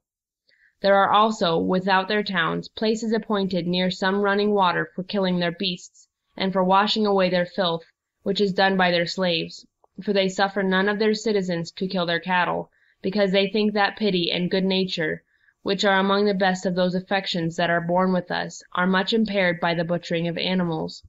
Nor do they suffer anything that is foul or unclean to be brought within their towns, lest the air should be infected by ill smells, which might prejudice their health. In every street there are great halls, that lie at an equal distance from each other, distinguished by particular names. The Syphogrants dwell in those that are set over 30 families, 15 lying on one side of it, and as many on the other. In these halls they all meet and have their repasts. The stewards of every one of them come to the marketplace at an appointed hour, and according to the number of those that belong to the hall they carry home provisions. But they take more care of their sick than of any others. These are lodged and provided for in public hospitals. They have belonging to every town 4 hospitals, that are built without their walls, and are so large that they may pass for little towns. By this means, if they had ever such a number of sick persons, they could lodge them conveniently, and at such a distance that such of them as are sick of infectious diseases may be kept so far from the rest that there can be no danger of contagion. The hospitals are furnished and stored with all things that are convenient for the ease and recovery of the sick, and those that are put in them are looked after with such tender and watchful care, and are so constantly attended by their skillful physicians, that as none is sent to them against their will, so there is scarce one in a whole town that, if he should fall ill, would not choose rather to go thither than lie sick at home. After the steward of the hospitals has taken for the sick whatsoever the physician prescribes, then the best things that are left in the market are distributed equally among the halls in proportion to their numbers. Only, in the first place, they serve the prince, the chief priests, the tranibors, the ambassadors and strangers, if there are any, which, indeed, falls out but seldom, and for whom there are houses, well furnished, particularly appointed for their reception when they come among them. At the hours of dinner and supper, the whole syphilgranti being called together by the sound of trumpet, they meet and eat together, except only such as are in the hospitals or lie sick at home. Yet, after the halls are served, no man is hindered to carry provisions home from the marketplace, for they know that none does that but for some good reason. For though any that will may eat at home, yet none does it willingly, since it is both ridiculous and foolish for any to give themselves the trouble to make ready an ill dinner at home, when there is a much more plentiful one made ready for him so near hand. All the uneasy and sordid services about these halls are performed by their slaves, but the dressing and cooking their meat, and the ordering their tables, belong only to the women, all those of every family taking it by turns. They sit at 3 or more tables, according to their number. The men sit towards the wall, and the women sit on the other side, that if any of them should be taken suddenly ill, which is no uncommon case amongst women with child, she may, without disturbing the rest, rise and go to the nurses' room, who are there with the sucking children, where there is always clean water at hand and cradles, in which they may lay the young children if there is occasion for it, and a fire, that they may shift and dress them before it. Every child is nursed by its own mother if death or sickness does not intervene, and in that case the syphilgrants' wives find out a nurse quickly, which is no hard matter, for any one that can do it offers herself cheerfully, for as they are much inclined to that piece of mercy, so the child whom they nurse considers the nurse as its mother. All the children under 5 years old sit among the nurses. The rest of the younger sort of both sexes, till they are fit for marriage, either serve those that sit at table, or, if they are not strong enough for that, stand by them in great silence, and eat what is given them. Nor have they any other formality of dining. In the middle of the first table, which stands across the upper end of the hall, sit the syphilgrant and his wife, for that is the chief and most conspicuous place. Next to him sit 2 of the most ancient, for there go always 4 to a mess. If there is a temple within the syphilgranti, the priest and his wife sit with the syphilgrant above all the rest. Next them there is a mixture of old and young, who are so placed that as the young are set near others, so they are mixed with the more ancient, which they say was appointed on this account, that the gravity of the old people, and the reverence that is due to them, might restrain the younger from all indecent words and gestures. Dishes are not served up to the whole table at first, but the best are first set before the old, whose seats are distinguished from the young, and after them all the rest are served alike. The old men distribute to the younger any curious meats that happen to be set before them, if there is not such an abundance of them that the whole company may be served alike. Thus old men are honored with a particular respect, yet all the rest fare as well as they. Both dinner and supper are begun with some lecture of morality that is read to them, but it is so short that it is not tedious nor uneasy to them to hear it. From hence the old men take occasion to entertain those about them with some useful and pleasant enlargements, but they do not engross the whole discourse so to themselves during their meals that the younger may not put in for a share. On the contrary, they engage them to talk, that so they may, in that free way of conversation, find out the force of every one's spirit and observe his temper. They dispatch their dinners quickly, but sit long at supper, because they go to work after the one, and are to sleep after the other, during which they think the stomach carries on the concoction more vigorously. They never sup without music, and there is always fruit served up after meat. While they are at table, some burn perfumes and sprinkle about fragrant ointments and sweet waters. In short, they want nothing that may cheer up their spirits. They give themselves a large allowance that way, and indulge themselves in all such pleasures as are attended with no inconvenience. Thus do those that are in the towns live together. But in the country, where they live at a great distance, every one eats at home, and no family wants any necessary sort of provision, for it is from them that provisions are sent unto those that live in the towns. End of their traffic. Of the traveling of the Utopians. If any man has a mind to visit his friends that live in some other town, or desires to travel and see the rest of the country, he obtains leave very easily from the Syphogrant and Tranibors, when there is no particular occasion for him at home. Such as travel carry with them a passport from the prince, which both certifies the license that is granted for traveling, and limits the time of their return. They are furnished with a wagon and a slave, who drives the oxen and looks after them, but, unless there are women in the company, the wagon is sent back at the end of the journey as a needless encumbrance. While they are on the road they carry no provisions with them, yet they want for nothing, but are everywhere treated as if they were at home. If they stay in any place longer than a night, every one follows his proper occupation, and is very well used by those of his own trade. But if any man goes out of the city to which he belongs without leave, and is found rambling without a passport, he is severely treated. He is punished as a fugitive, and sent home disgracefully, and, if he falls again into the like fault, is condemned to slavery. If any man has a mind to travel only over the precinct of his own city, he may freely do it, with his father's permission and his wife's consent. But when he comes into any of the country houses, if he expects to be entertained by them, he must labor with them and conform to their rules, and if he does this, he may freely go over the whole precinct, being then as useful to the city to which he belongs as if he were still within it. Thus you see that there are no idle persons among them, nor pretenses of excusing any from labor. There are no taverns, no alehouses, nor stews among them, nor any other occasions of corrupting each other, of getting into corners, or forming themselves into parties. All men live in full view, so that all are obliged both to perform their ordinary task and to employ themselves well in their spare hours, and it is certain that a people thus ordered must live in great abundance of all things, and these being equally distributed among them, no man can want or be obliged to beg.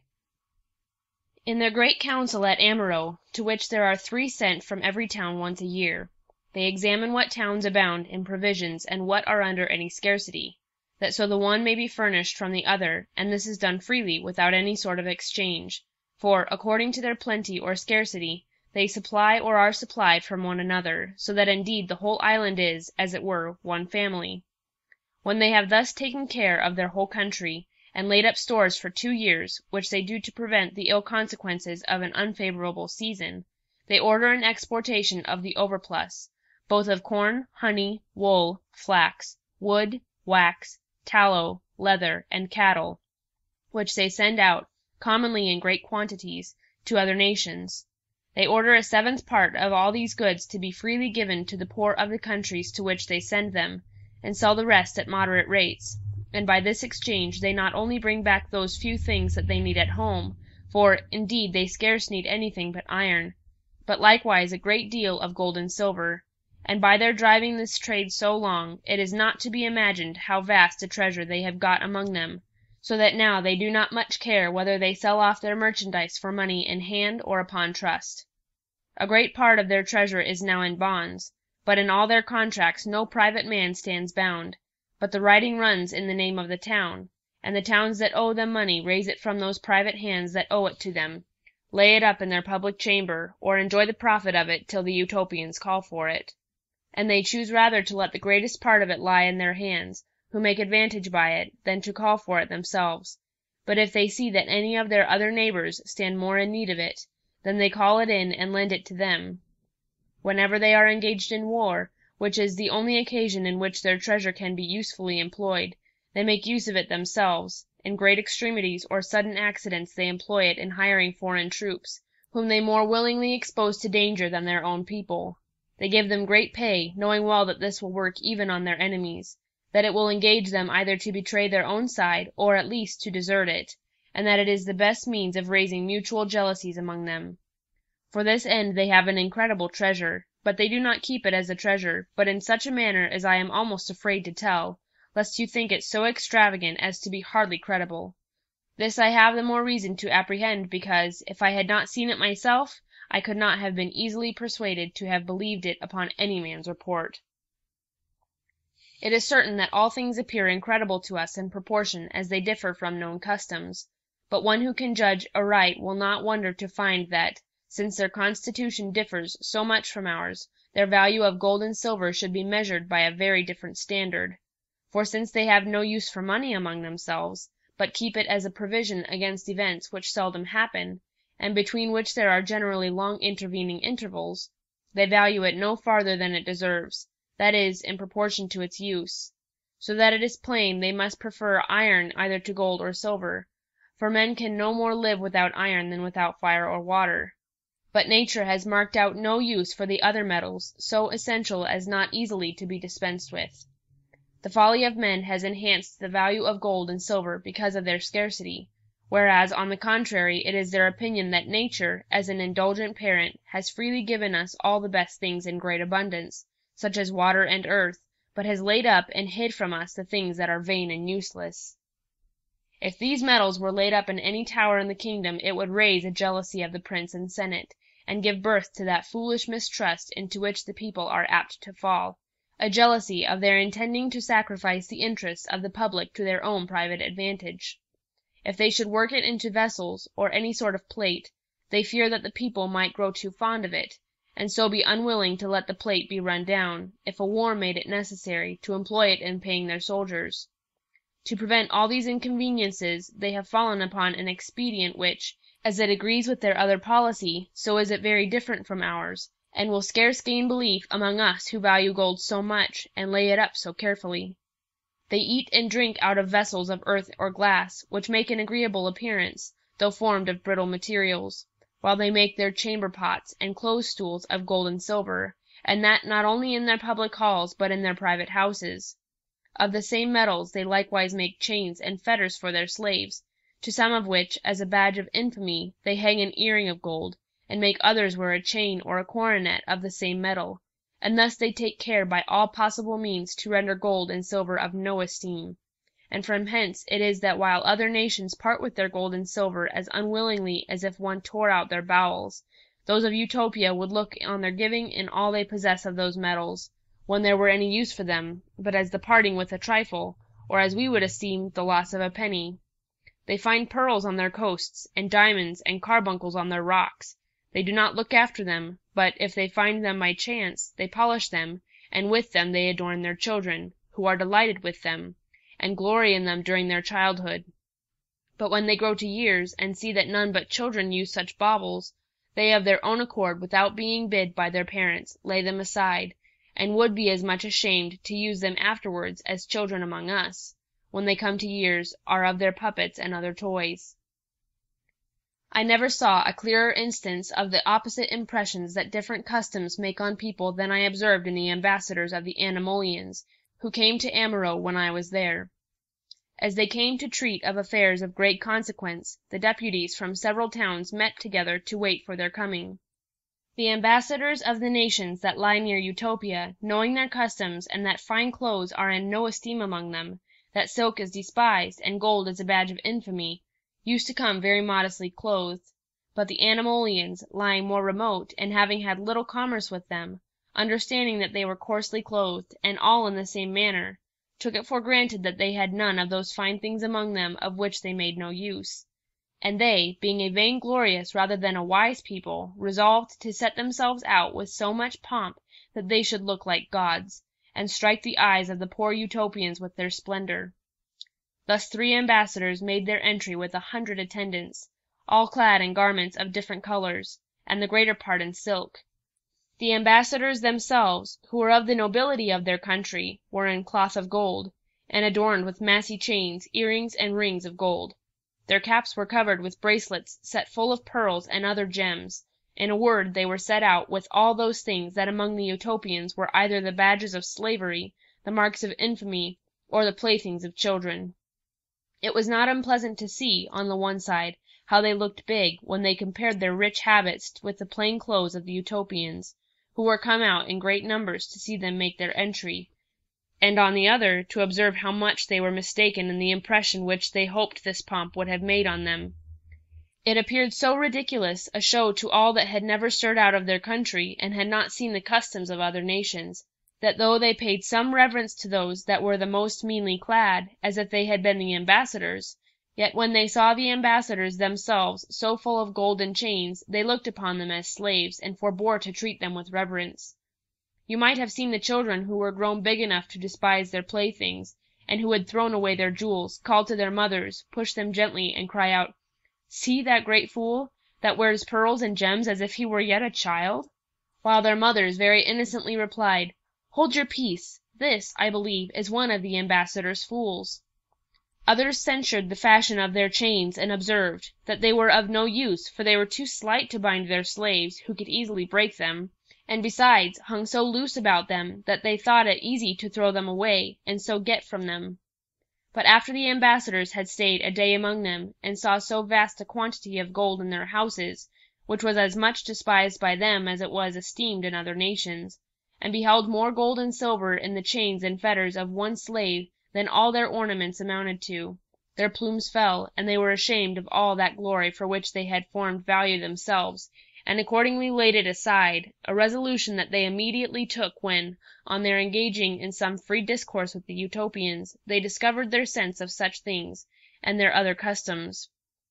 The Utopians wonder how any man should be so much taken with the glaring doubtful lustre of a jewel or a stone, that can look up to a star or to the sun himself, or how any should value himself because his cloth is made of a finer thread, for, how fine soever that thread may be, it was once no better than the fleece of a sheep, and that sheep was a sheep still, for all its wearing it.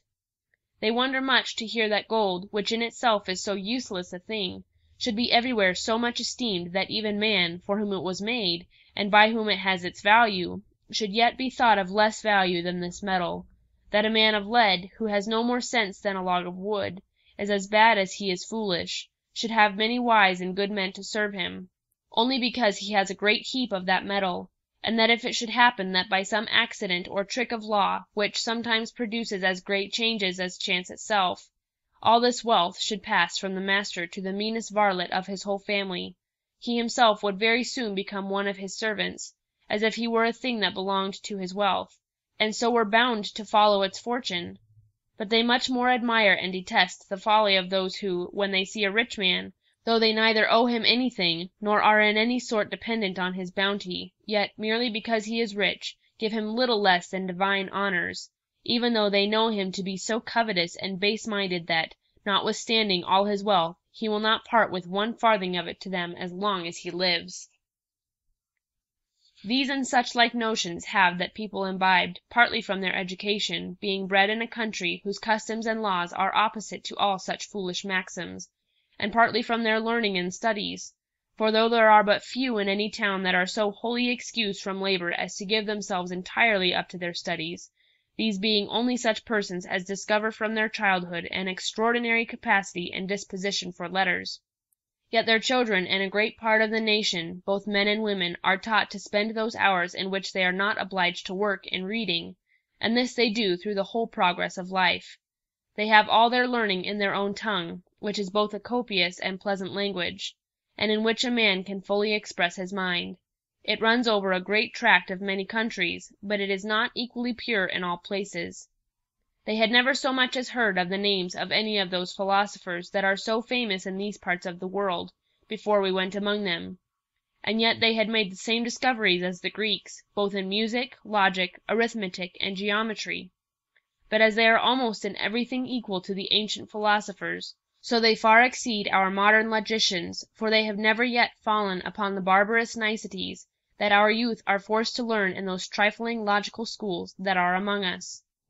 They are so far from minding chimeras and fantastical images made in the mind, that none of them could comprehend what we meant when we talked to them of a man in the abstract, as common to all men in particular, so that we spoke of him as a thing that we could point at with our fingers, yet none of them could perceive him, and yet distinct from every one, as if he were some monstrous colossus or giant. Yet, for all this ignorance of these empty notions, they knew astronomy, and were perfectly acquainted with the motions of the heavenly bodies, and have many instruments, well contrived and divided, by which they very accurately compute the course and positions of the sun, moon, and stars. But for the cheat of divining by the stars, by their oppositions or conjunctions, it has not so much as entered into their thoughts. They have a particular sagacity, founded upon much observation, in judging of the weather, by which they know when they may look for rain, wind, or other alterations in the air. But as to the philosophy of these things, the cause of the saltness of the sea, of its ebbing and flowing, and of the original and nature both of the heavens and the earth, they dispute of them partly as our ancient philosophers have done, and partly upon some new hypothesis, in which, as they differ from them, so they do not in all things agree among themselves. As to moral philosophy, they have the same disputes among them as we have here. They examine what are properly good, both for the body and the mind, and whether any outward thing can be called truly good, or if that term belong only to the endowments of the soul. They inquire likewise into the nature of virtue and pleasure,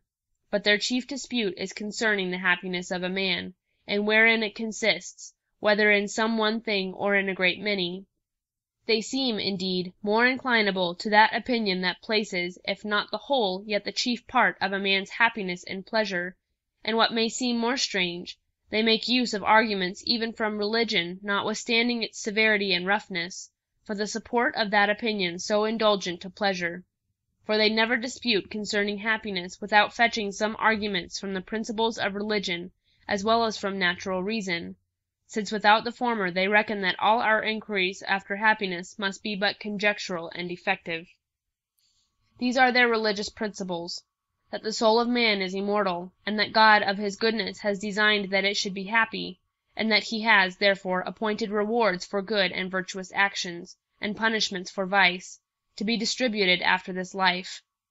Though these principles of religion are conveyed down among them by tradition, they think that even reason itself determines a man to believe and acknowledge them, and freely confess that if these were taken away, no man would be so insensible as not to seek after pleasure by all possible means, lawful or unlawful, using only this caution, that a lesser pleasure might not stand in the way of a greater, and that no pleasure ought to be pursued that should draw a great deal of pain after it. For they think it the maddest thing in the world to pursue virtue, that is a sour and difficult thing, and not only to renounce the pleasures of life, but willingly to undergo much pain and trouble, if a man has no prospect of a reward. And what reward can there be for one that has passed his whole life, not only without pleasure, but in pain, if there is nothing to be expected after death? Yet they do not place happiness in all sorts of pleasures, but only in those that in themselves are good and honest. There is a party among them who place happiness in bare virtues. Others think that our natures are conducted by virtue to happiness, as that which is the chief good of man. They define virtue thus, that it is a living according to nature, and think that we are made by God for that end. They believe that a man then follows the dictates of nature when he pursues or avoids things according to the direction of reason. They say that the first dictate of reason is the kindling in us a love and reverence for the divine majesty, to whom we owe both all that we have and all that we can ever hope for. In the next place, reason directs us to keep our minds as free from passion and as cheerful as we can, and that we should consider ourselves as bound by the ties of good nature and humanity to our utmost endeavors, to help forward the happiness of all other persons. For there never was any man such a morose and severe pursuer of virtue, such an enemy to pleasure, that though he set hard rules for men to undergo, much pain, many watchings, and other rigors, yet did not at the same time advise them to do all they could in order to relieve and ease the miserable, and who did not represent gentleness and good nature as amiable dispositions.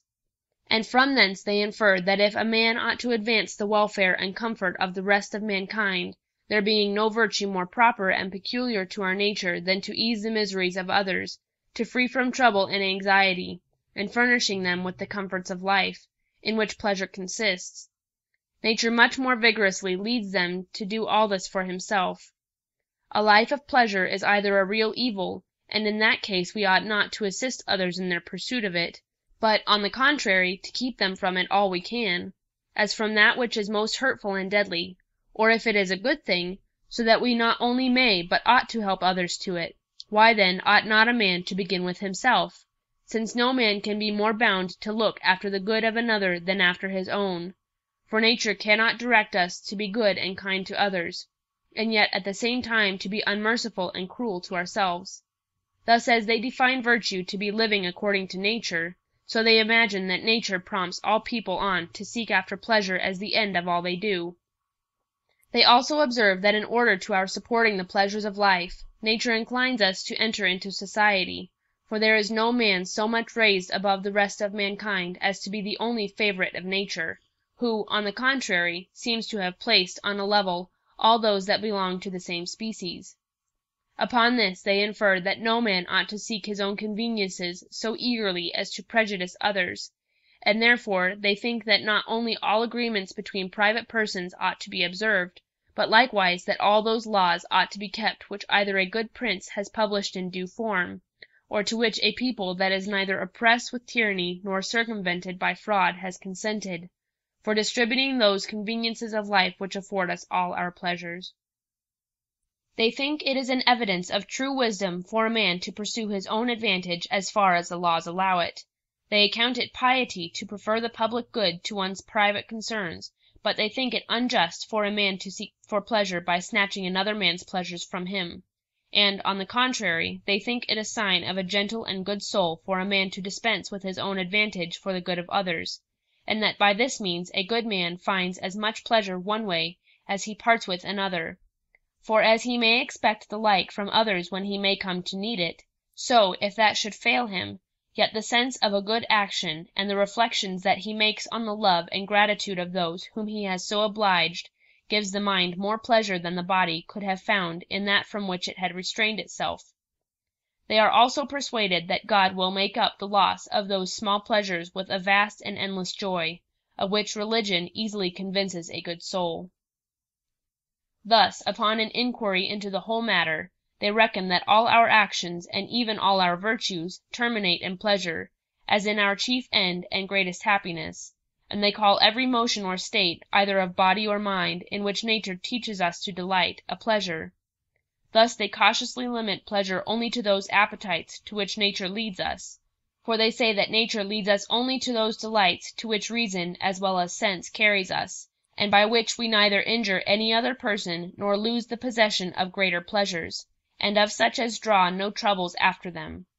But they look upon those delights which men by a foolish though common mistake call pleasure, as if they could change as easily the nature of things as the use of words, as things that greatly obstruct their real happiness, instead of advancing it, because they so entirely possess the minds of those that are once captivated by them with a false notion of pleasure, that there is no room left for pleasures of a truer or purer kind.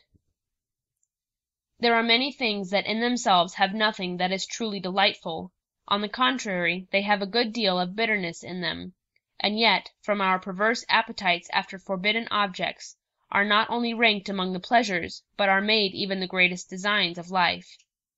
Among those who pursue those sophisticated pleasures they reckon such as I mentioned before, who think themselves really the better for having fine clothes, in which they think they are doubly mistaken, both in the opinion they have of their clothes, and in that they have of themselves. For if you consider the use of clothes, why should a fine thread be thought better than a coarse one? And yet those men, as if they had some real advantages beyond others, and did not owe them wholly to their mistakes, look big, seem to fancy themselves to be more valuable, and imagine that a respect is due to them for the sake of a rich garment, to which they would not have pretended if they had been more meanly clothed, and even resent it as an affront if that respect is not paid them. It is also a great folly to be taken with outward remarks of respect, which signify nothing, for what true or real pleasures can one man find in another's standing bare or making legs to him? Will the bending another man's knees give ease to yours? And will the head's being bare cure the madness of yours? And yet it is wonderful to see how this false notion of pleasure bewitches many who delight themselves with the fancy of their nobility, and are pleased with this conceit, that they are descended from ancestors who have been held for some successions rich, and who have had great possessions, for this is all that makes nobility at present. Yet they do not think themselves a whit the less noble, though their immediate parents have left none of this wealth to them, or though they themselves have squandered it away.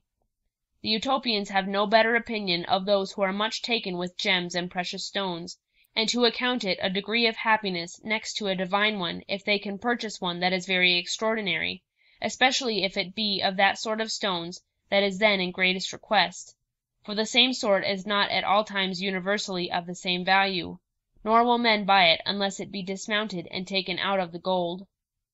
The jeweler is then made to give good security, and required solemnly to swear that the stone is true, that, by such an exact caution, a false one might not be bought instead of a true, though, if you were to examine it, your eye could find no difference between the counterfeit and that which is true,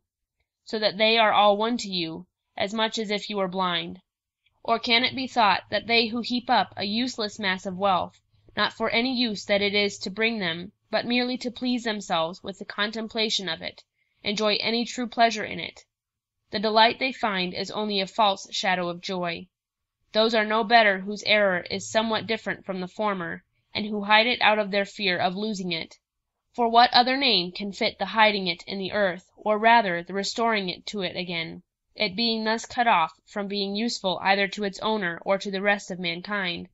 And yet the owner, having hid it carefully, is glad, because he thinks he is now sure of it. If it should be stole, the owner, though he might live perhaps 10 years after the theft, of which he knew nothing, would find no difference between his having or losing it, for both ways it was equally useless to him. Among those foolish pursuers of pleasure they reckon all that delight in hunting, in fowling, or gaming, of whose madness they have only heard, for they have no such things among them. But they have asked us, what sort of pleasure is it that men can find in throwing the dice? For if there were any pleasure in it, they think the doing it so often should give one a surfeit of it. And what pleasure can one find in hearing the barking and howling of dogs, which seem rather odious than pleasant sounds? Nor can they comprehend the pleasure of seeing dogs run after a hare, more than of seeing one dog run after another, for if the seeing them run is that which gives the pleasure, you have the same entertainment to the eye on both these occasions, since that is the same in both cases. But if the pleasure lies in seeing the hare killed and torn by the dogs, this ought rather to stir pity that a weak, harmless, and fearful hare should be devoured by strong, fierce, and cruel dogs. Therefore all this business of hunting is, among the Utopians, turned over to their butchers, and those, as has been already said, are all slaves, and they look on hunting as one of the basest parts of a butcher's work, for they account it both more profitable and more decent to kill those beasts that are more necessary and useful to mankind, whereas the killing and tearing of so small and miserable an animal can only attract the huntsman with a false show of pleasure, from which he can reap but small advantage. They look on the desire of the bloodshed, even of beasts, as a mark of a mind that is already corrupted with cruelty, or that at least by too frequent returns of so brutal a pleasure must degenerate into it. Thus, though the rabble of mankind look upon these, and on innumerable other things of the same nature, as pleasures, the Utopians, on the contrary, observing that there is nothing in them truly pleasant, conclude that they are not to be reckoned among pleasures. For though these things may create some tickling in the senses, which seems to be a true notion of pleasure, yet they imagine that this does not arise from the thing itself, but from a depraved custom, which may so vitiate a man's taste that bitter things may pass for sweet, as women with child think pitch or tallow tastes sweeter than honey. But as a man's sense, when corrupted either by a disease or some ill habit, does not change the nature of other things, so neither can it change the nature of pleasure. They reckon up several sorts of pleasures, which they call true ones, and some belong to the body and others to the mind. The pleasures of the mind lie in knowledge, and in that delight which the contemplation of truth carries with it, to which they add the joyful reflections on a well-spent life, and the assured hopes of a future happiness. They divide the pleasures of the body into two sorts. The one is that which gives our senses some real delight, and is performed either by recruiting nature and supplying those parts which feed the internal heat of life by eating or drinking, or when nature is eased of any surcharge that oppresses it, when we are relieved from sudden pain, or that which arises from satisfying the appetite which nature has wisely given to lead us to the propagation of the species. There is another kind of pleasure that arises neither from our receiving what the body requires, nor its being relieved when overcharged, and yet, by a secret unseen virtue, affects the senses, raises the passions, and strikes the mind with generous impressions. This is the pleasure that arises from music. Another kind of bodily pleasure is that which results from an undisturbed and vigorous constitution of body, when life and active spirits seem to actuate every part. This lively health, when entirely free from all mixture of pain, of itself gives an inward pleasure, independent of all external objects of delight, and though this pleasure does not so powerfully affect us, nor act so strongly on the senses as some of the others, yet it may be esteemed as the greatest of all pleasures. And almost all the Utopians reckon it the foundation and basis of all the other joys of life, since this alone makes the state of life easy and desirable, and when this is wanting, a man is really capable of no other pleasure. They look upon freedom from pain, if it does not rise from perfect health, to be a state of stupidity rather than of pleasure. This subject has been very narrowly canvassed among them, and it has been debated whether a firm and entire health could be called a pleasure or not. Some have thought that there was no pleasure but what was excited by some sensible motion in the body, but this opinion has been long ago excluded from among them,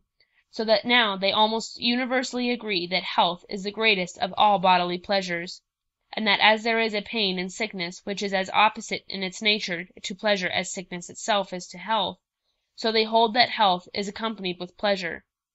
And if any should say that sickness is not really pain, but that it only carries pain along with it, they look upon that as a fetch of subtlety that does not much alter the matter. It is all one in their opinion, whether it be said that health is in itself a pleasure, or that it begets a pleasure, as fire gives heat, so it be granted that all those whose health is entire have a true pleasure in the enjoyment of it, and they reason thus: what is the pleasure of eating but that a man's health, which had been weakened, does, with the assistance of food, drive away hunger, and so recruiting itself, recovers its former vigor, and being thus refreshed, it finds a pleasure in that conflict, and if the conflict is pleasure, the victory must yet breed a greater pleasure, except we fancy that it becomes stupid as soon as it has obtained that which it pursued, and so neither knows nor rejoices in its own welfare. If it is said that health cannot be felt, they absolutely deny it, for what man is in health that does not perceive it when he is awake? Is there any man that is so dull and stupid as not to acknowledge that he feels a delight in health? And what is delight but another name for pleasure? But, of all pleasures, they esteem those to be most valuable that lie in the mind, the chief of which arise out of true virtue and the witness of a good conscience. They account health the chief pleasure that belongs to the body, for they think that the pleasure of eating and drinking, and all the other delights of sense, are only so far desirable as they give or maintain health.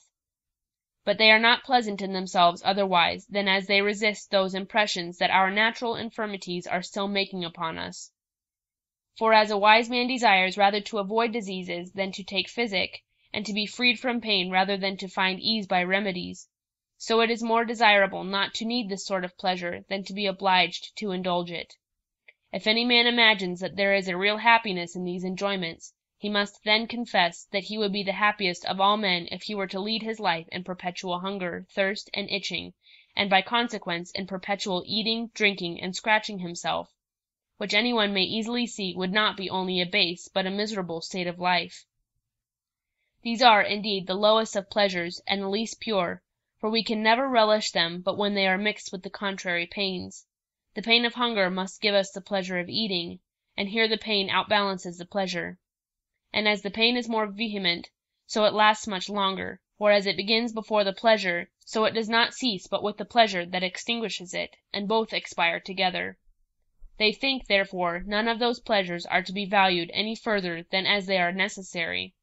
yet they rejoice in them, and with due gratitude acknowledge the tenderness of the great author of nature, who has planted in us appetites, by which those things that are necessary for our preservation are likewise made pleasant to us.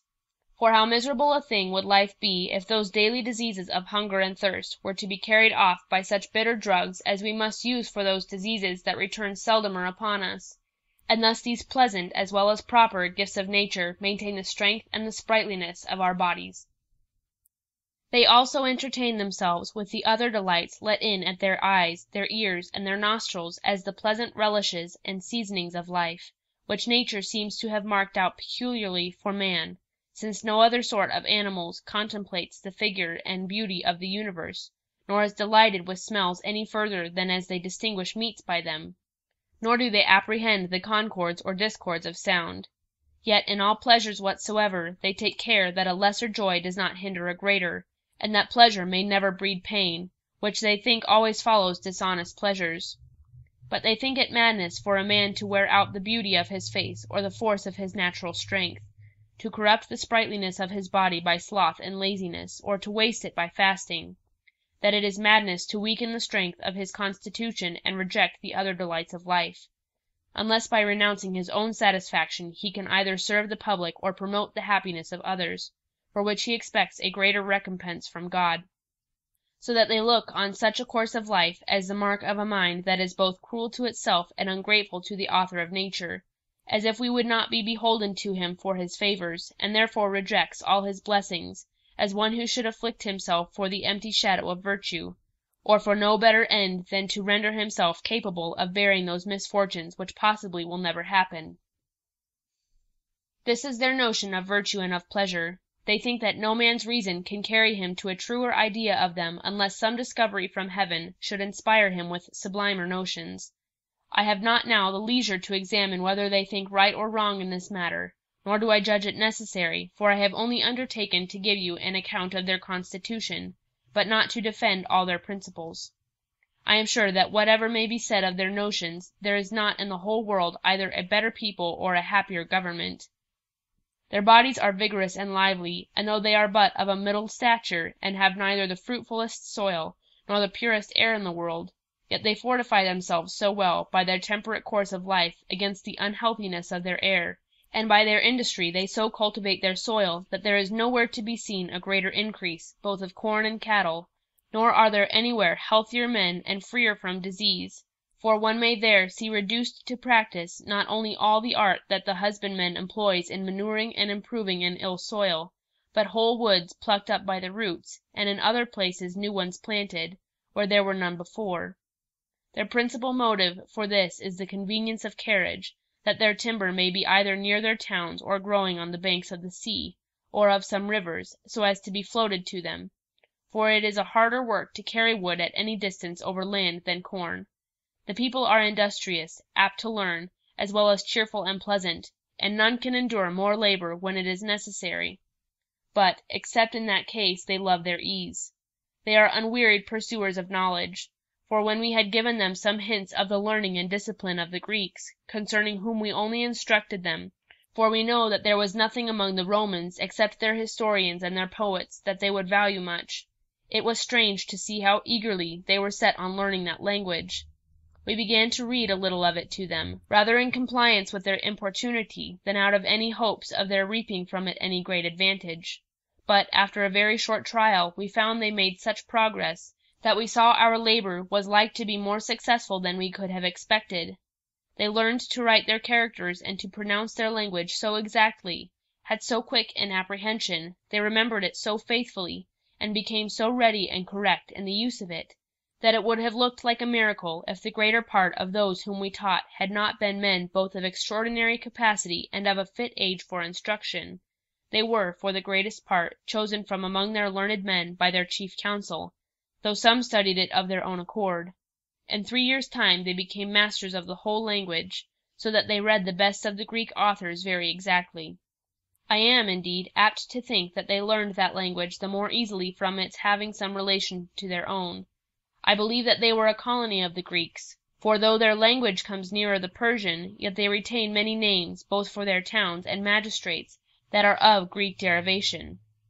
I happened to carry a great many books with me, instead of merchandise, when I sailed my 4th voyage, for I was so far from thinking of soon coming back, that I rather thought never to have returned at all, and I gave them all my books, among which were many of Plato's and some of Aristotle's works. I had also Theophrastus on plants, which to my great regret was imperfect, for having laid it carelessly by, while we were at sea, a monkey had seized upon it, and in many places torn out the leaves.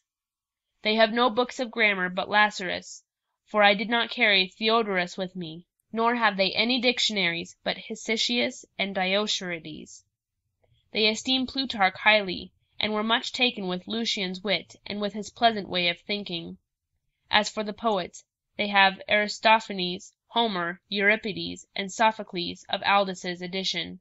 and for historians, Thucydides, Herodotus, and Herodian.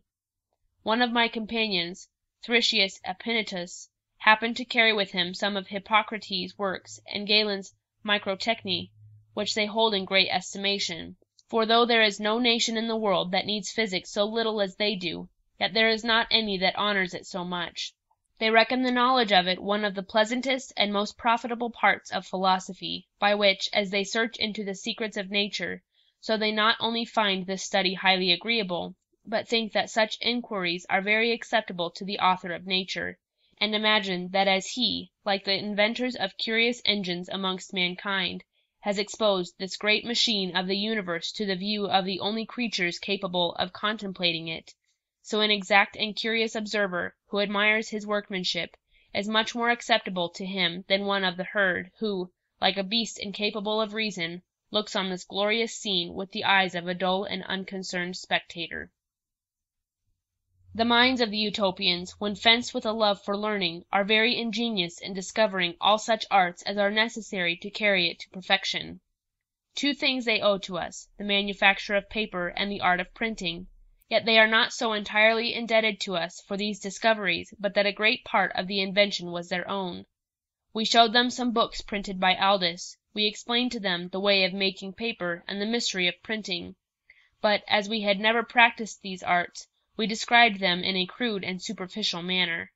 They seized the hints we gave them, and though at first they could not arrive at perfection, yet by making many essays they at last found out and corrected all their errors and conquered every difficulty. Before this they only wrote on parchment, on reeds, or on the barks of trees, but now they have established the manufactures of paper and set up printing presses, so that, if they had but a good number of Greek authors, they would be quickly supplied with many copies of them. At present, though they have no more than those I have mentioned, yet by several impressions they have multiplied them into many thousands. If any man was to go among them that had some extraordinary talent, or that by much travelling had observed the customs of many nations, which made us to be so well received, he would receive a hearty welcome, for they are very desirous to know the state of the whole world. Very few go among them on the account of traffic, for what can a man carry to them but iron or gold or silver, which merchants desire rather to export than import to a strange country? And as for their exportation, they think it better to manage that themselves than to leave it to foreigners, for by this means, as they understand the state of the neighboring countries better, so they keep up the art of navigation, which cannot be maintained but by much practice. End of The Travelling of the Utopians. Of their slaves, and of their marriages. They do not make slaves of prisoners of war, except those that are taken in battle, nor of the sons of their slaves, nor of those of other nations. The slaves among them are only such as are condemned to that state of life for the commission of some crime, or, which is more common, such as their merchants find condemned to die in those parts to which they trade, whom they sometimes redeem at low rates, and in other places have them for nothing. They are kept at perpetual labor, and are always chained, but with this difference, that their own natives are treated much worse than others. They are considered as more profligate than the rest, and since they could not be restrained by the advantages of so excellent an education, are judged worthy of harder usage. Another sort of slaves are the poor of the neighboring countries, who offer of their own accord to come and serve them. They treat these better, and use them in all other respects as well as their own countrymen, except their imposing more labor upon them, which is no hard task to those that have been accustomed to it, And if any of these have a mind to go back to their own country, which indeed falls out but seldom, as they do not force them to stay, so they do not send them away empty-handed. I have already told you with what care they look after their sick, so that nothing is left undone that can contribute either to their case or health. And for those who are taken with fixed and incurable diseases, they use all possible ways to cherish them and to make their lives as comfortable as possible. They visit them often and take great pains to make their time pass off easily, but when any is taken with a torturing and lingering pain, so that there is no hope either of recovery or ease, the priests and magistrates come and exhort them, that, since they are now unable to go on with the business of life, are become a burden to themselves and to all about them, and they have really outlived themselves, they should no longer nourish such a rooted distemper, but choose rather to die, since they cannot live but in much misery, being assured that if they thus deliver themselves from torture, or are willing that others should do it, they shall be happy after death, since, by their acting thus, they lose none of the pleasures, but only the troubles of life. They think they behave not only reasonably, but in a manner consistent with religion and piety, because they follow the advice given them by their priests, who are the expounders of the will of God. Such as are wrought on by these persuasions either starve themselves of their own accord, or take opium, and by that means die without pain. But no man is forced on this way of ending his life, and if they cannot be persuaded to it, this does not induce them to fail in their attendance and care of them. But as they believe that a voluntary death, when it is chosen upon such an authority, is very honorable, so if any man takes away his own life without the approbation of the priests and the senate, they give him none of the honors of a decent funeral, but throw his body into a ditch. Their women are not married before 18, nor their men before 22, and if any of them run into forbidden embraces before marriage, they are severely punished, and the privilege of marriage is denied them unless they can obtain a special warrant from the prince. Such disorders cause a great reproach upon the master and mistress of the family in which they happen, for it is supposed that they have failed in their duty.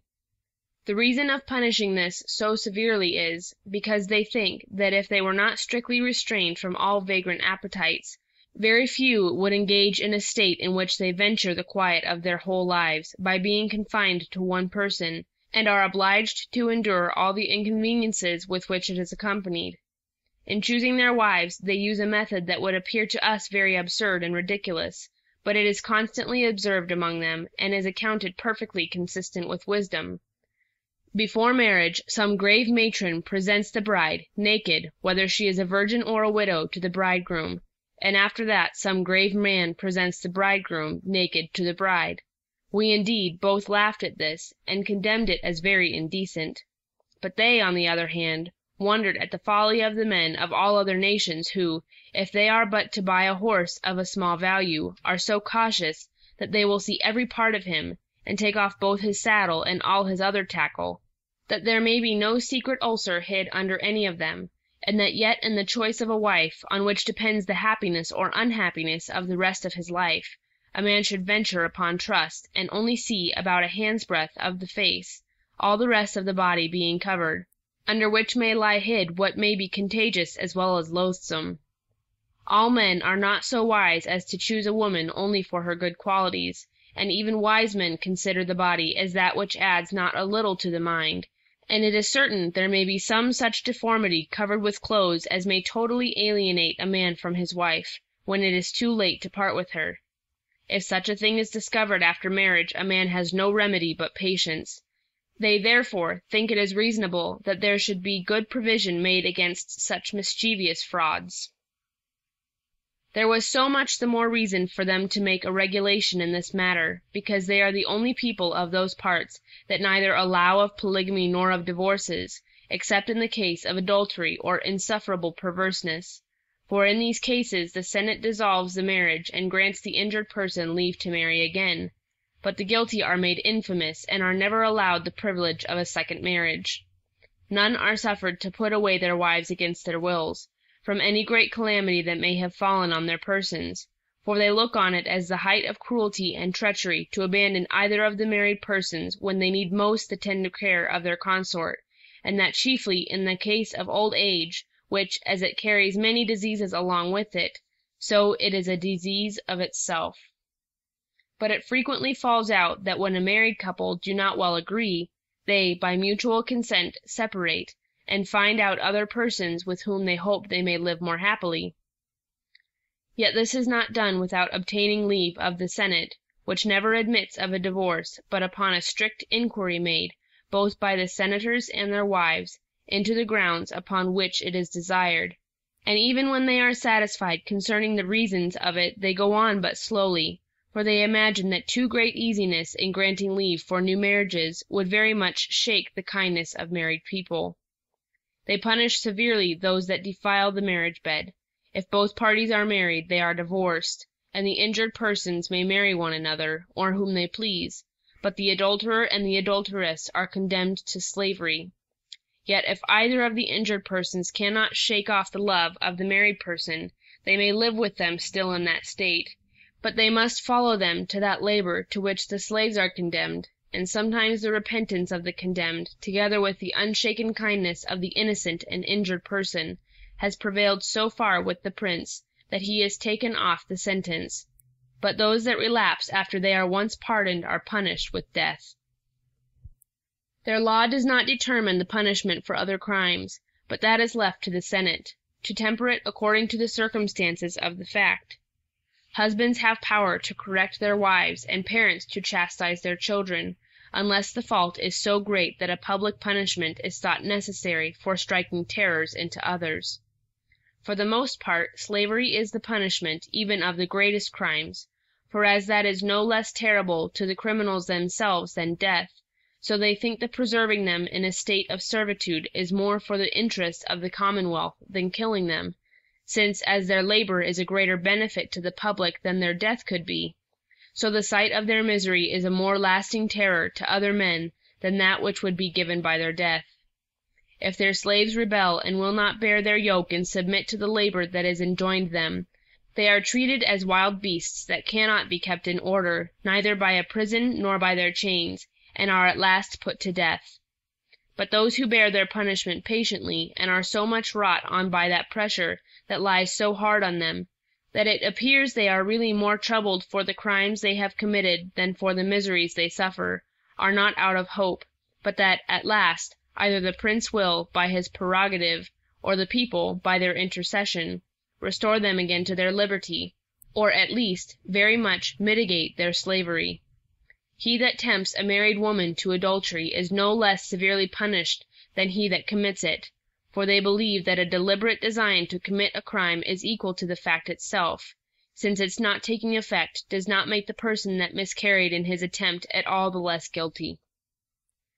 They take great pleasure in fools, and as it is thought a base and unbecoming thing to use them ill, so they do not think it amiss for people to divert themselves with their folly.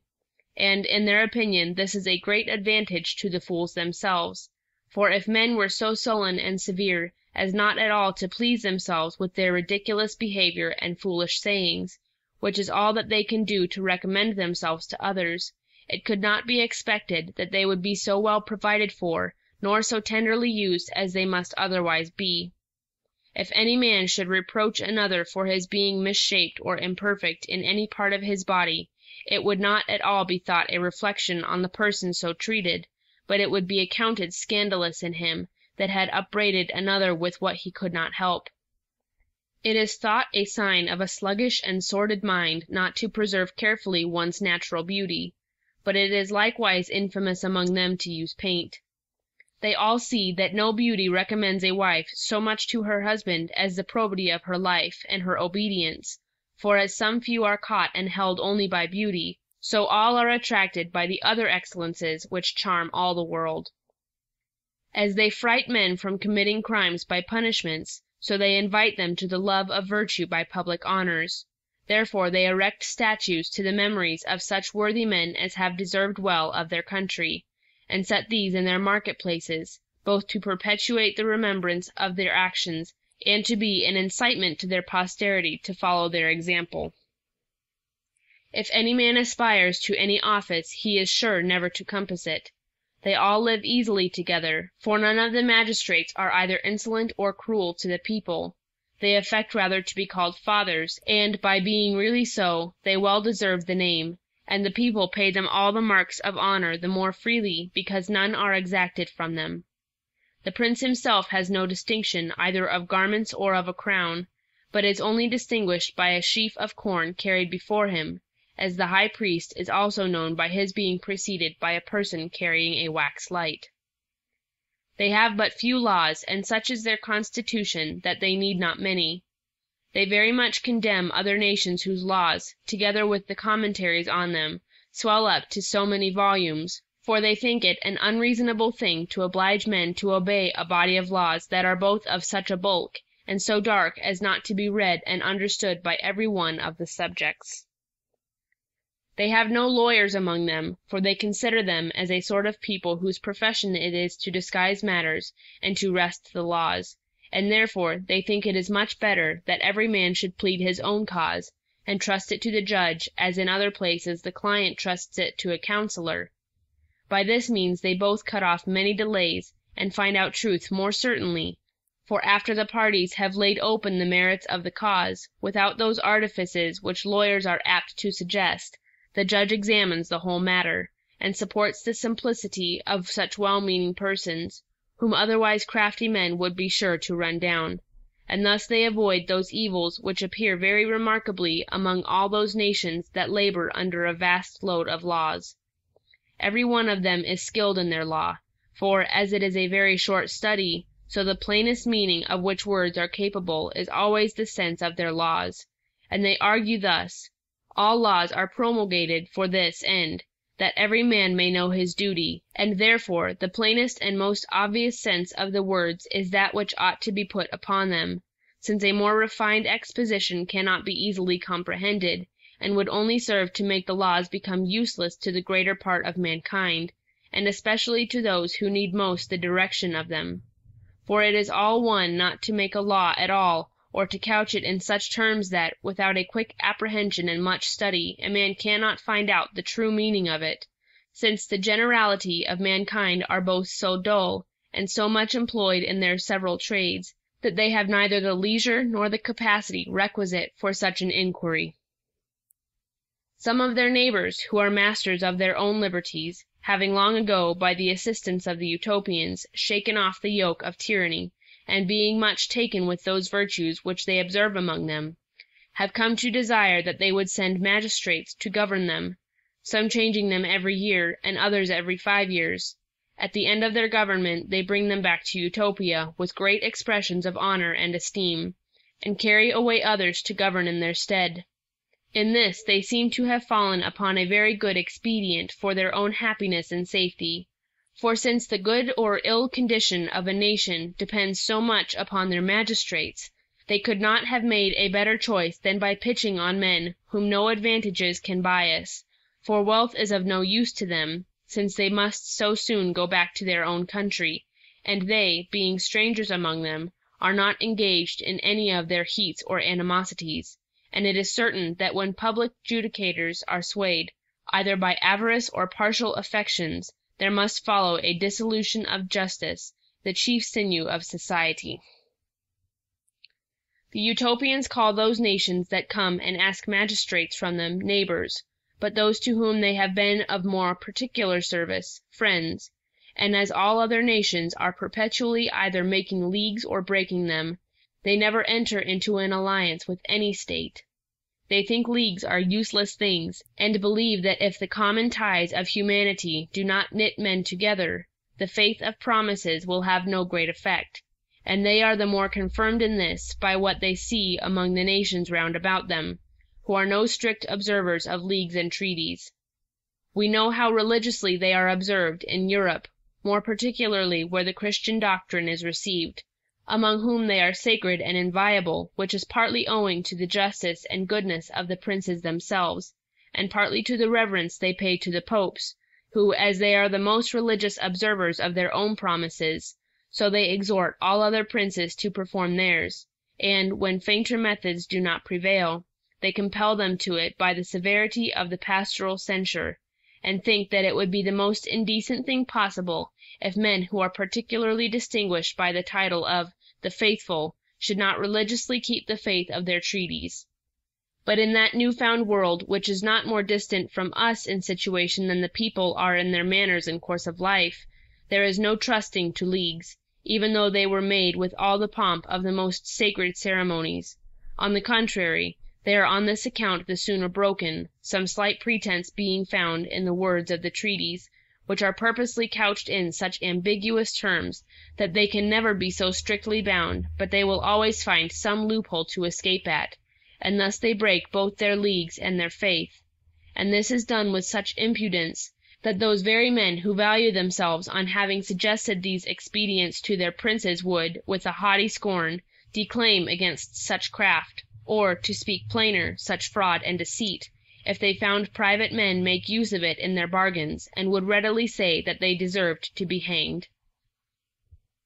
By this means it is that all sort of justice passes in the world for a low-spirited and vulgar virtue, far below the dignity of royal greatness, or at least there are set up two sorts of justice. The one is mean and creeps on the ground, and therefore becomes none but the lower part of mankind, and so must be kept in severely by many restraints, that it may not break out beyond the bounds that are set to it. The other is the peculiar virtue of princes, which, as it is more majestic than that which becomes the rabble, so takes a freer compass, and thus lawful and unlawful are only measured by pleasure and interest. These practices of the princes that lie about Utopia, who make so little account of their faith, seem to be the reasons that determine them to engage in no confederacy. Perhaps they would change their mind if they lived among us, but yet, though treaties were more religiously observed, they would still dislike the custom of making them, since the world has taken up a false maxim upon it, as if there were no tie of nature uniting one nation to another, only separated, perhaps, by a mountain or a river, and that all were born in a state of hostility, and so might lawfully do all that mischief to their neighbors against which there is no provision made by treaties, and that when treaties are made they do not cut off the enmity or restrain the license of preying upon each other, if, by the unskilfulness of wording them, there are not effectual provisions made against them. They, on the other hand, judge that no man is to be esteemed our enemy that has never injured us, and that the partnership of human nature is instead of a league, and that kindness and good nature unite men more effectually and with greater strength than any agreements whatsoever, since thereby the engagements of men's hearts become stronger than the bond and obligation of words. End of their slaves and of their marriages. Of their military discipline. They detest war as a very brutal thing, and which, to the reproach of human nature, is more practised by men than by any sort of beasts. They, in opposition to the sentiments of almost all other nations, think that there is nothing more inglorious than that glory that is gained by war, and therefore, though they accustom themselves daily to military exercises and the discipline of war, in which not only their men but their women likewise are trained up, that, in cases of necessity, they may not be quite useless, yet they do not rashly engage in war, unless it be either to defend themselves or their friends from any unjust aggressors, or, out of good nature or in compassion, assist an oppressed nation in shaking off the yoke of tyranny. They, indeed, help their friends not only in defensive but also in offensive wars, but they never do that unless they had been consulted before the breach was made, and, being satisfied with the grounds on which they went, they had found that all demands of reparation were rejected, so that a war was unavoidable. This they think to be not only just when one neighbor makes an inroad on another by public order, and carries away the spoils, but when the merchants of one country are oppressed in another, either under pretense of some unjust laws, or by the perverse wresting of good ones. This they count a juster cause of war than the other, because those injuries are done under some color of laws. This was the only ground of that war in which they engaged with the Nephologites against the Aeolipolitanes, a little before our time, for the merchants of the former having, as they thought, met with great injustice among the latter, which, whether it was in itself right or wrong, drew on a terrible war in which many of their neighbors were engaged, and their keenness in carrying it on being supported by their strength in maintaining it, it not only shook some very flourishing states and very much afflicted others, but, after a series of much mischief, ended in the entire conquest and slavery of the Aeolipolitanes, who, though before the war they were in all respects much superior to the Niphelogites, were yet subdued. But, though the Utopians had assisted them in the war, yet they pretended to no share of the spoil. But, though they so vigorously assist their friends in obtaining reparation for the injuries they have received in affairs of this nature, yet, if any such frauds were committed against themselves, provided no violence was done to their persons, they would only, on their being refused satisfaction, forbear trading with such a people. This is not because they consider their neighbors more than their own citizens, but, since their neighbors trade every one upon his own stock, fraud is a more sensible injury to them than it is to the Utopians, among whom the public in such a case only suffers, as they expect no thing in return for the merchandise they export, but that in which they so much abound, and is of so little use to them, the loss does not much affect them.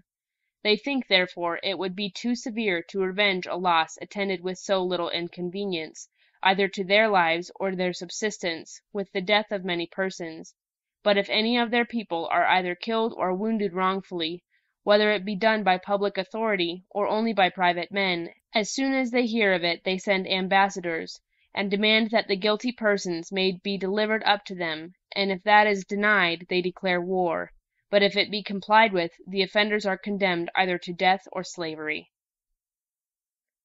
They would be both troubled and ashamed of a bloody victory over their enemies, and think it would be as foolish a purchase as to buy the most valuable goods at too high a rate. And in no victory do they glory so much as in that which is gained by dexterity and good conduct without bloodshed. In such cases they appoint public triumphs, and erect trophies to the honor of those who have succeeded, for then do they reckon that a man acts suitably to his nature, when he conquers his enemy in such a way as that no other creature but a man could be capable of, and that is by the strength of his understanding. Bears, lions, boars, wolves, and dogs, and all other animals, employ their bodily force one against another, in which as many of them are superior to men, both in strength and fierceness, so they are all subdued by his reason and understanding. The only design of the Utopians in war is to obtain that by force which, if it had been granted them in time, would have prevented the war, or, if that cannot be done, to take so severe a revenge on those that have injured them, that they may be terrified from doing the like for the time to come. By these ends they measure all their designs, and manage them so that it is visible that the appetite of fame or vainglory does not work so much on there as a just care of their own security. As soon as they declare war, they take care to have a great many schedules, that are sealed with their common seal, affixed in the most conspicuous places of their enemy's country. This is carried secretly, and done in many places all at once.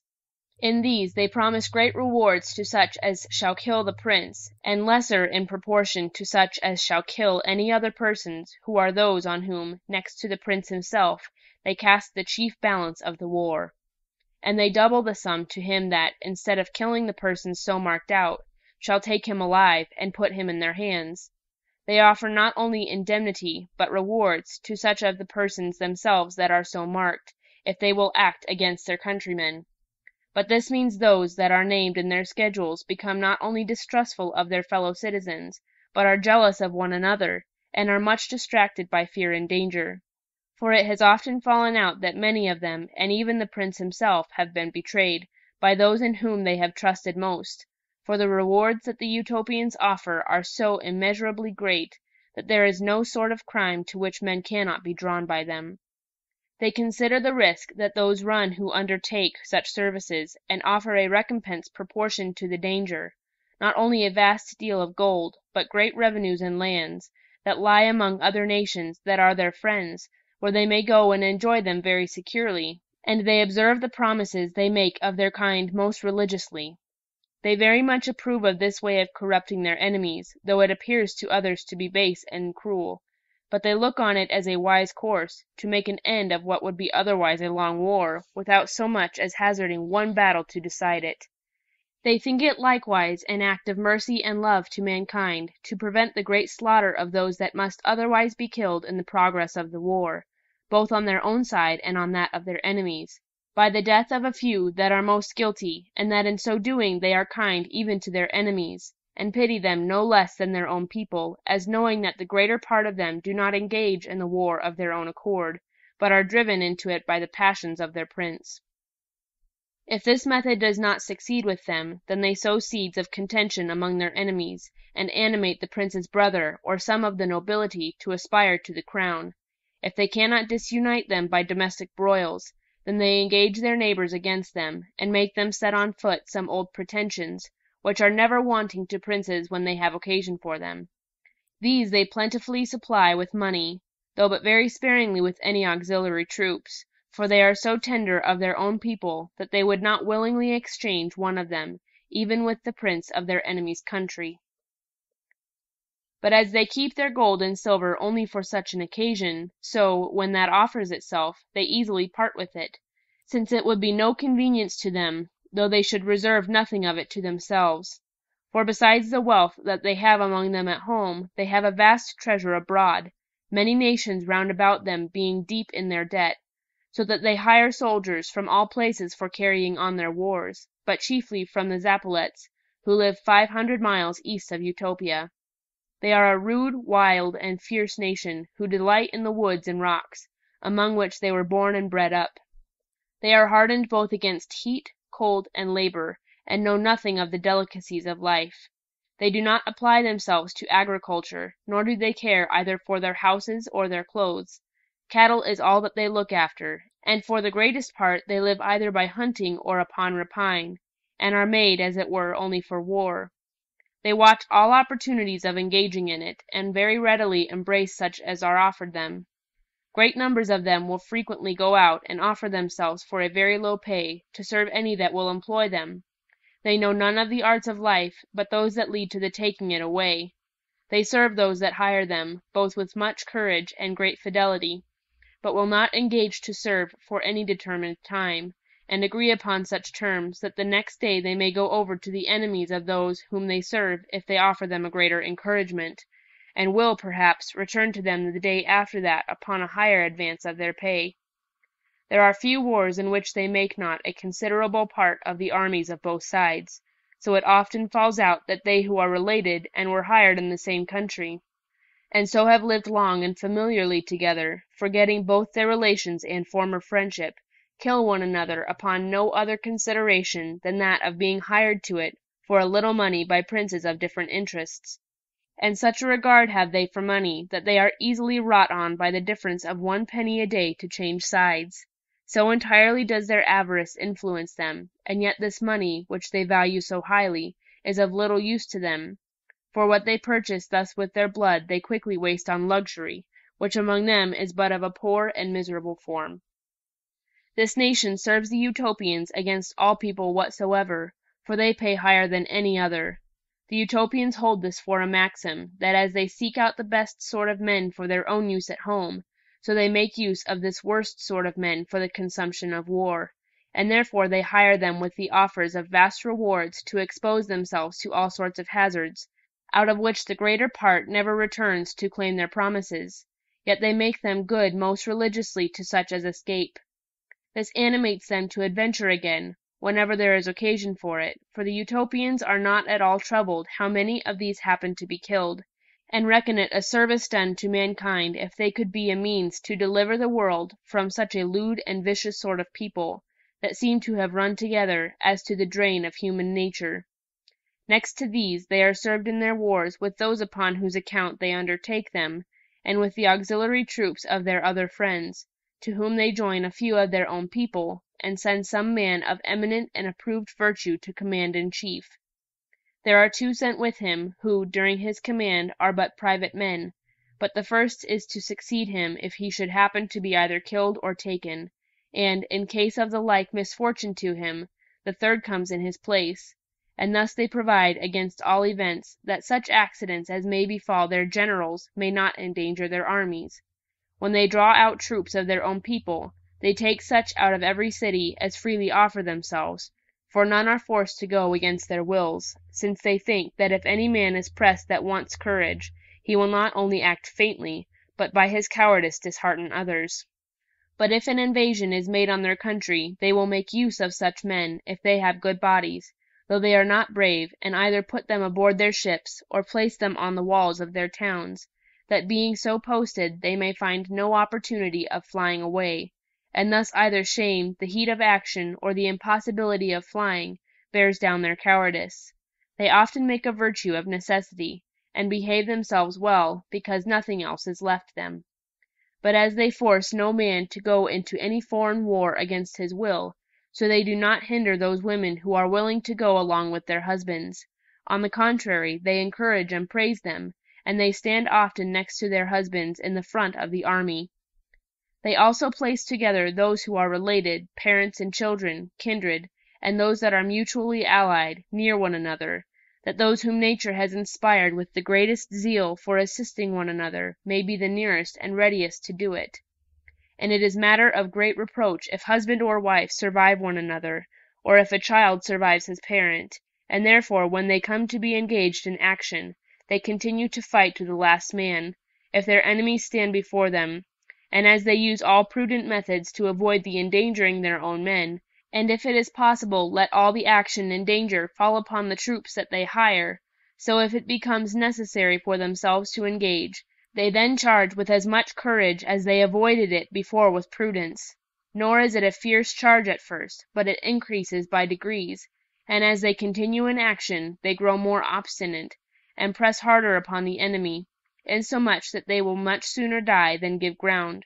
For the certainty that their children will be well looked after when they are dead, frees them from all that anxiety concerning them which often masters men of great courage, and thus they are animated by a noble and invincible resolution. Their skill in military affairs increases their courage, and the wise sentiments which, according to the laws of their country, are instilled into them in their education, give additional vigor to their minds, for as they do not undervalue life so as prodigally to throw it away, they are not so indecently fond of it as to preserve it by base and unbecoming methods.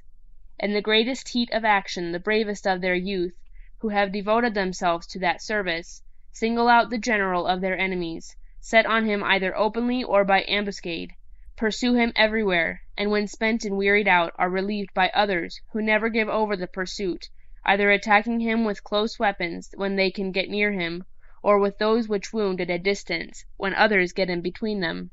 So that, unless he secures himself by flight, they seldom fail at last to kill or to take him prisoner. When they have obtained a victory, they kill as few as possible, and are much more bent on taking many prisoners than on killing those that fly before them.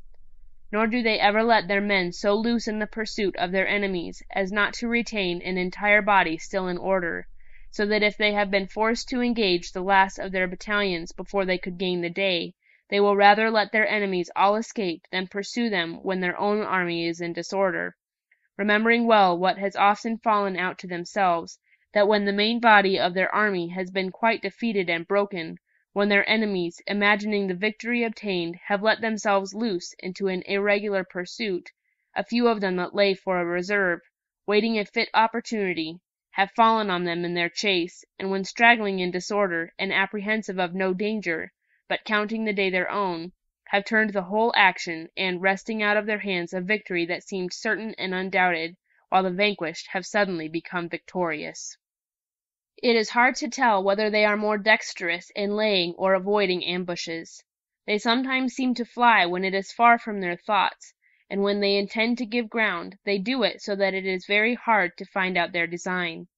If they see they are ill posted, or like to be overpowered by numbers, they then either march off in the night with great silence, or by some stratagem delude their enemies. If they retire in the daytime, they do it in such order that it is no less dangerous to fall upon them in a retreat than in a march. They fortify their camps with a deep and large trench, and throw up the earth that is dug out of it for a wall. Nor do they employ only their slaves in this, but the whole army works at it, except those that are then upon the guard, so that when so many hands are at work, a great line and a strong fortification is finished in so short a time that it is scarce credible. Their armor is very strong for defense, and yet is not so heavy as to make them uneasy in their marches. They can even swim with it. All that are trained up to war practice swimming. Both horse and foot make great use of arrows and are very expert. They have no swords, but fight with a pole-axe that is both sharp and heavy, by which they thrust or strike down an enemy.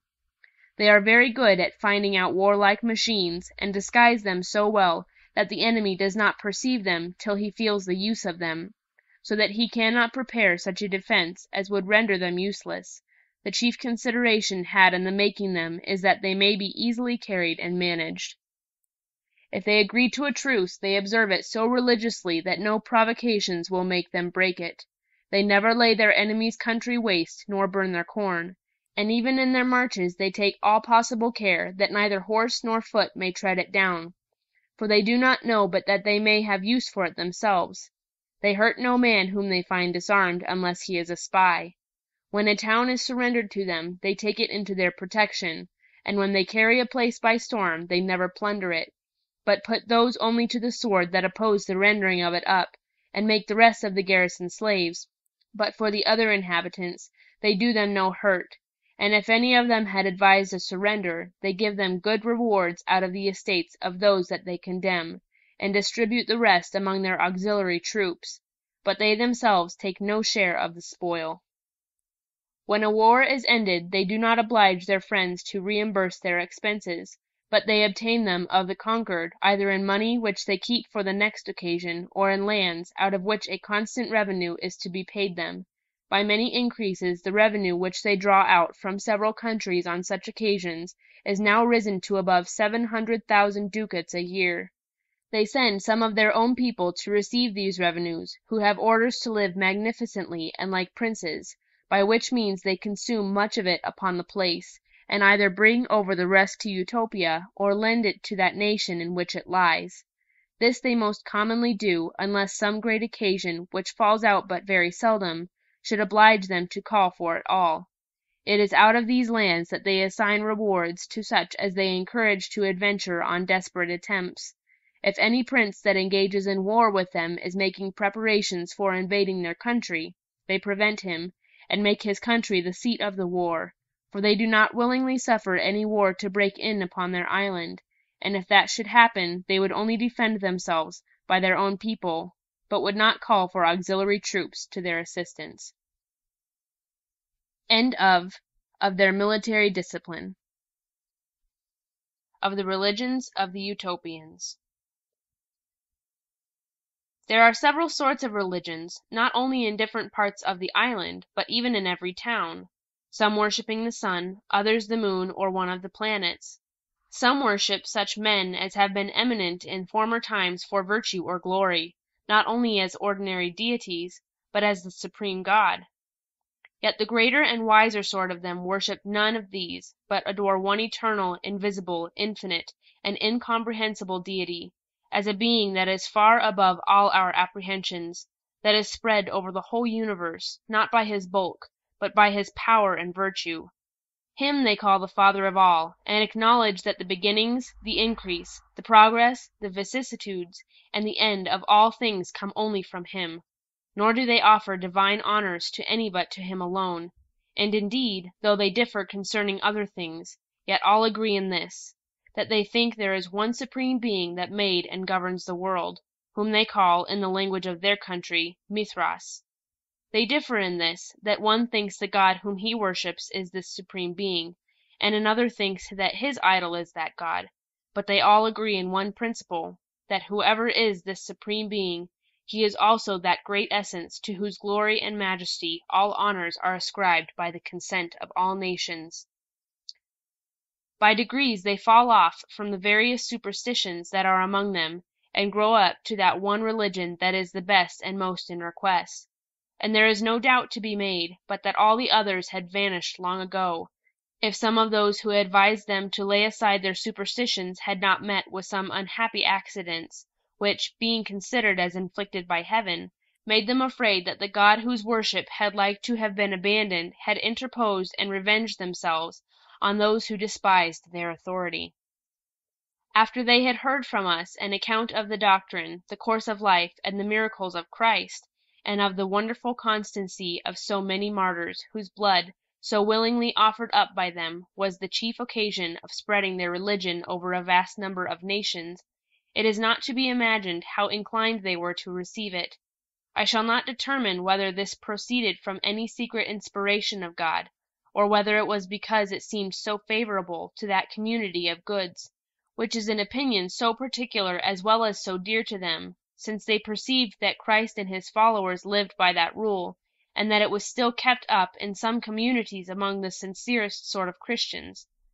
From whichsoever of these motives it might be, true it is that many of them came over to our religion, and were initiated into it by baptism.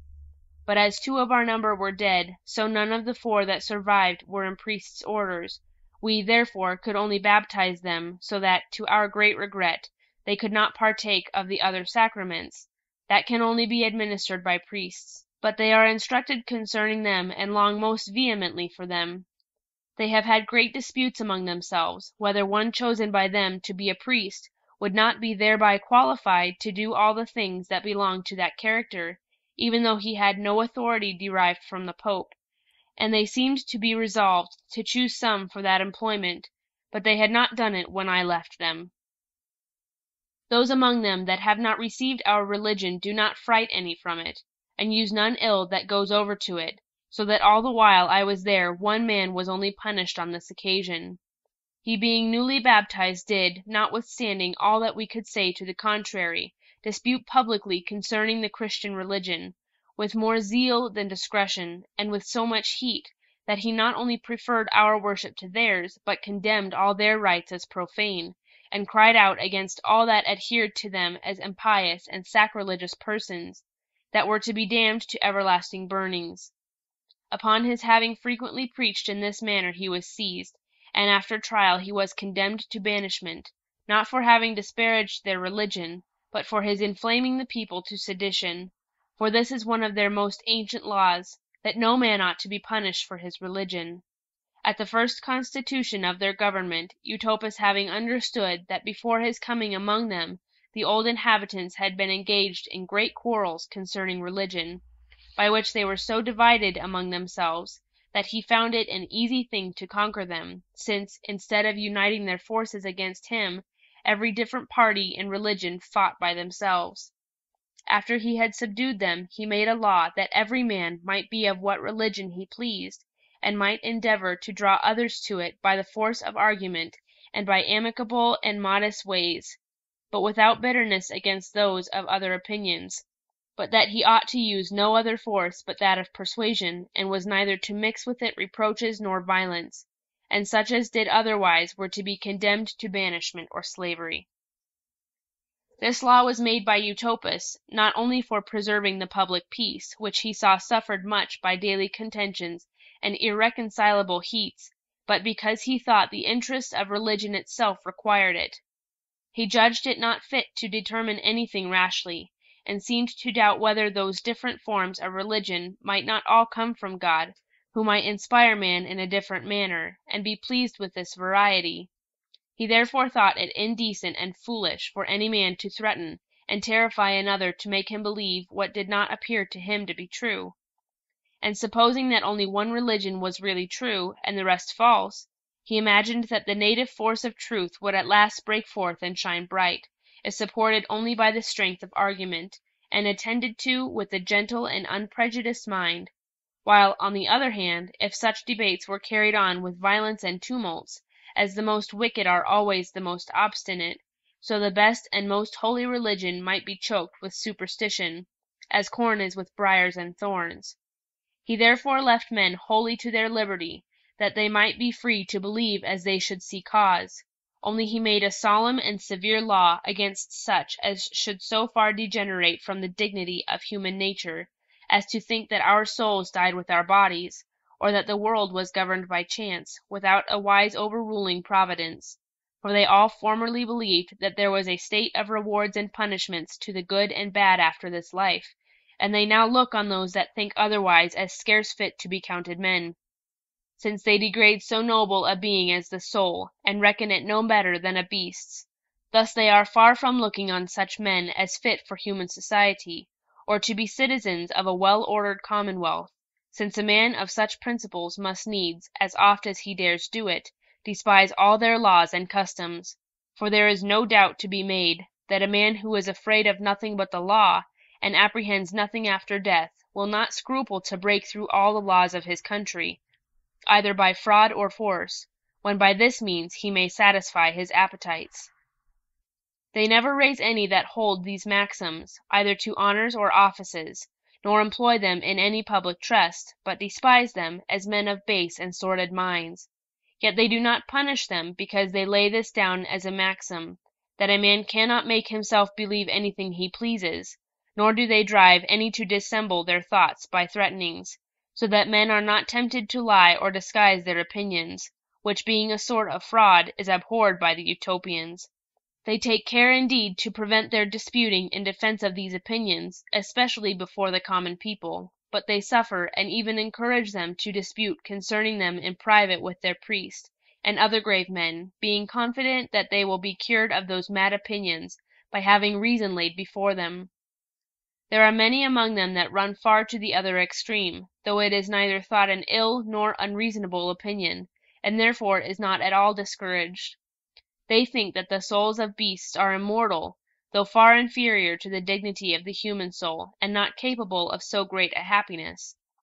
They are almost all of them very firmly persuaded that good men will be infinitely happy in another state, so that though they are compassionate to all that are sick, yet they lament no man's death, except they see him loath to part with life. For they look on this as a very ill presage, as if the soul, conscious to itself of guilt, and quite hopeless, was afraid to leave the body, from some secret hints of approaching misery. They think that such a man's appearance before God cannot be acceptable to him, who being called on does not go out cheerfully, but is backward and unwilling, and is as it were dragged to it. They are struck with horror when they see any die in this manner, and carry them out in silence and with sorrow, and praying God that he would be merciful to the errors of the departed soul, they lay the body in the ground. But when any die cheerfully and full of hope, they do not mourn for them, but sing hymns when they carry out their bodies, and commending their souls very earnestly to God. Their whole behavior is then rather grave than sad. They burn the body, and set up a pillar where the pile was made, with an inscription to the honor of the deceased. When they come from the funeral, they discourse of his good life and worthy actions, but speak nothing oftener and with more pleasure than of his serenity at the hour of death. They think such respect paid to the memory of good men is both the greatest incitement to engage others to follow their example, and the most acceptable worship that can be offered them, for they believe that though by the imperfection of human sight they are invisible to us, yet they are present among us, and hear those discourses that pass concerning themselves.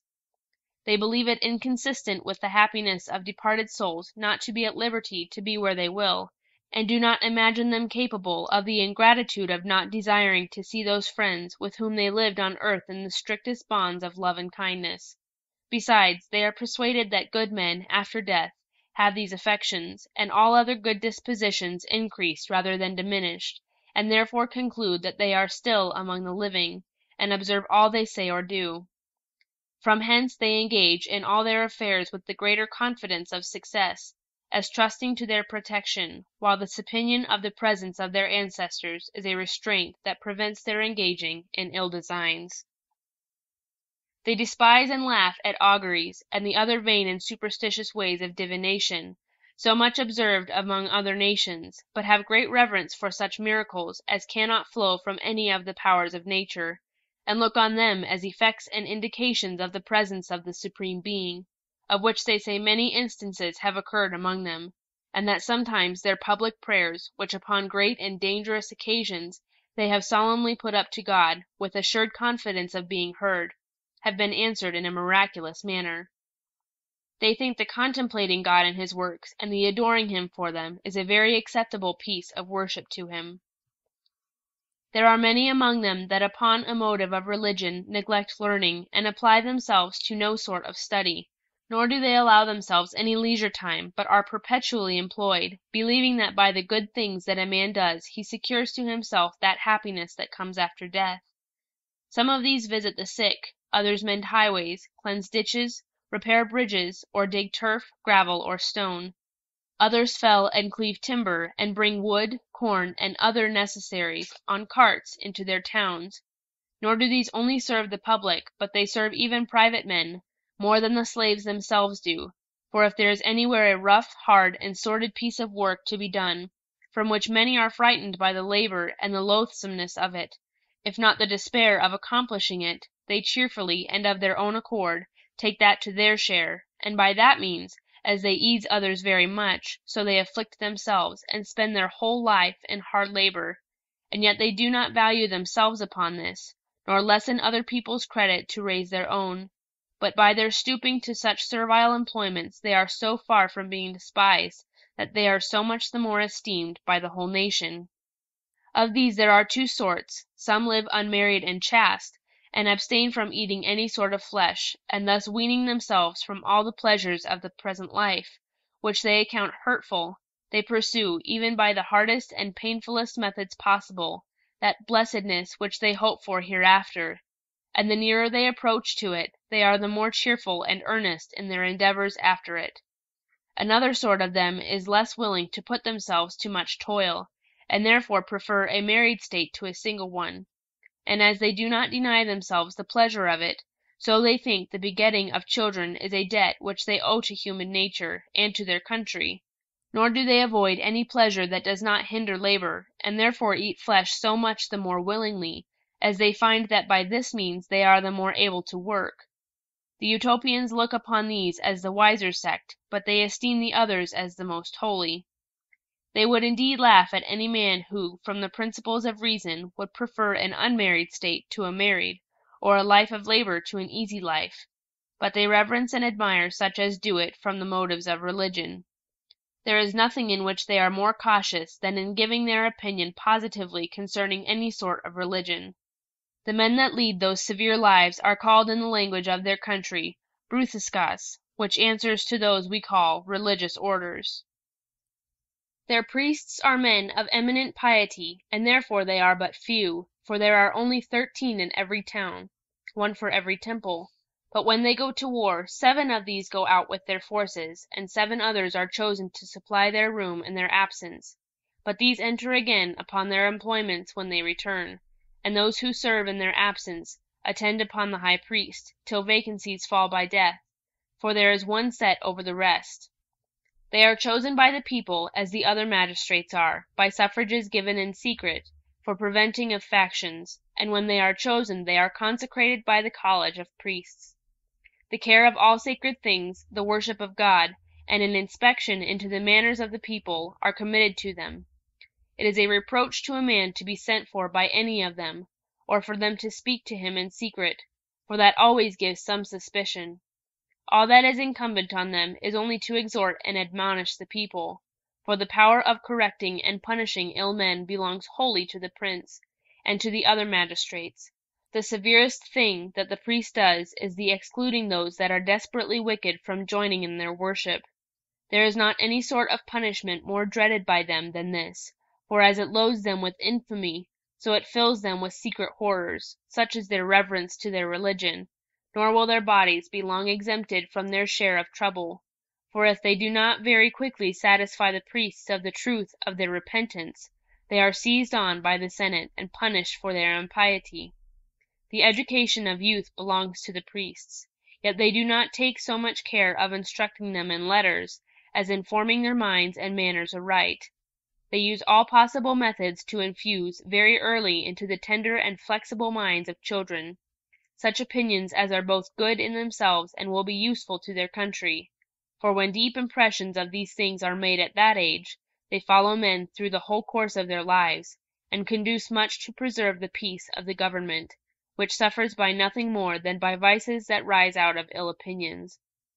The wives of their priests are the most extraordinary women of the whole country. Sometimes the women themselves are made priests, though that falls out but seldom, nor are any but ancient widows chosen into that order. None of the magistrates have greater honor paid them than is paid the priests, and if they should happen to commit any crime, they would not be questioned for it. Their punishment is left to God and to their own consciences, for they do not think it lawful to lay hands on any man, how wicked soever he is, that has been in a peculiar manner dedicated to God, nor do they find any great inconvenience in this, both because they have so few priests, and because these are chosen with much caution, so that it must be a very unusual thing to find one who, merely out of regard to his virtue, and for his being esteemed a singularly good man, was raised up to so great a dignity, degenerate into corruption and vice. And if such a thing should fall out, for man is a changeable creature, yet, there being few priests, and these having no authority but what rises out of the respect that is paid them, nothing of great consequence to the public can proceed from the indemnity that the priests enjoy. They have indeed very few of them, lest greater numbers sharing in the same honor might make the dignity of that order, which they esteem so highly, to sink in its reputation. They also think it difficult to find out many of such an exalted pitch of goodness as to be equal to that dignity which demands the exercise of more than ordinary virtues.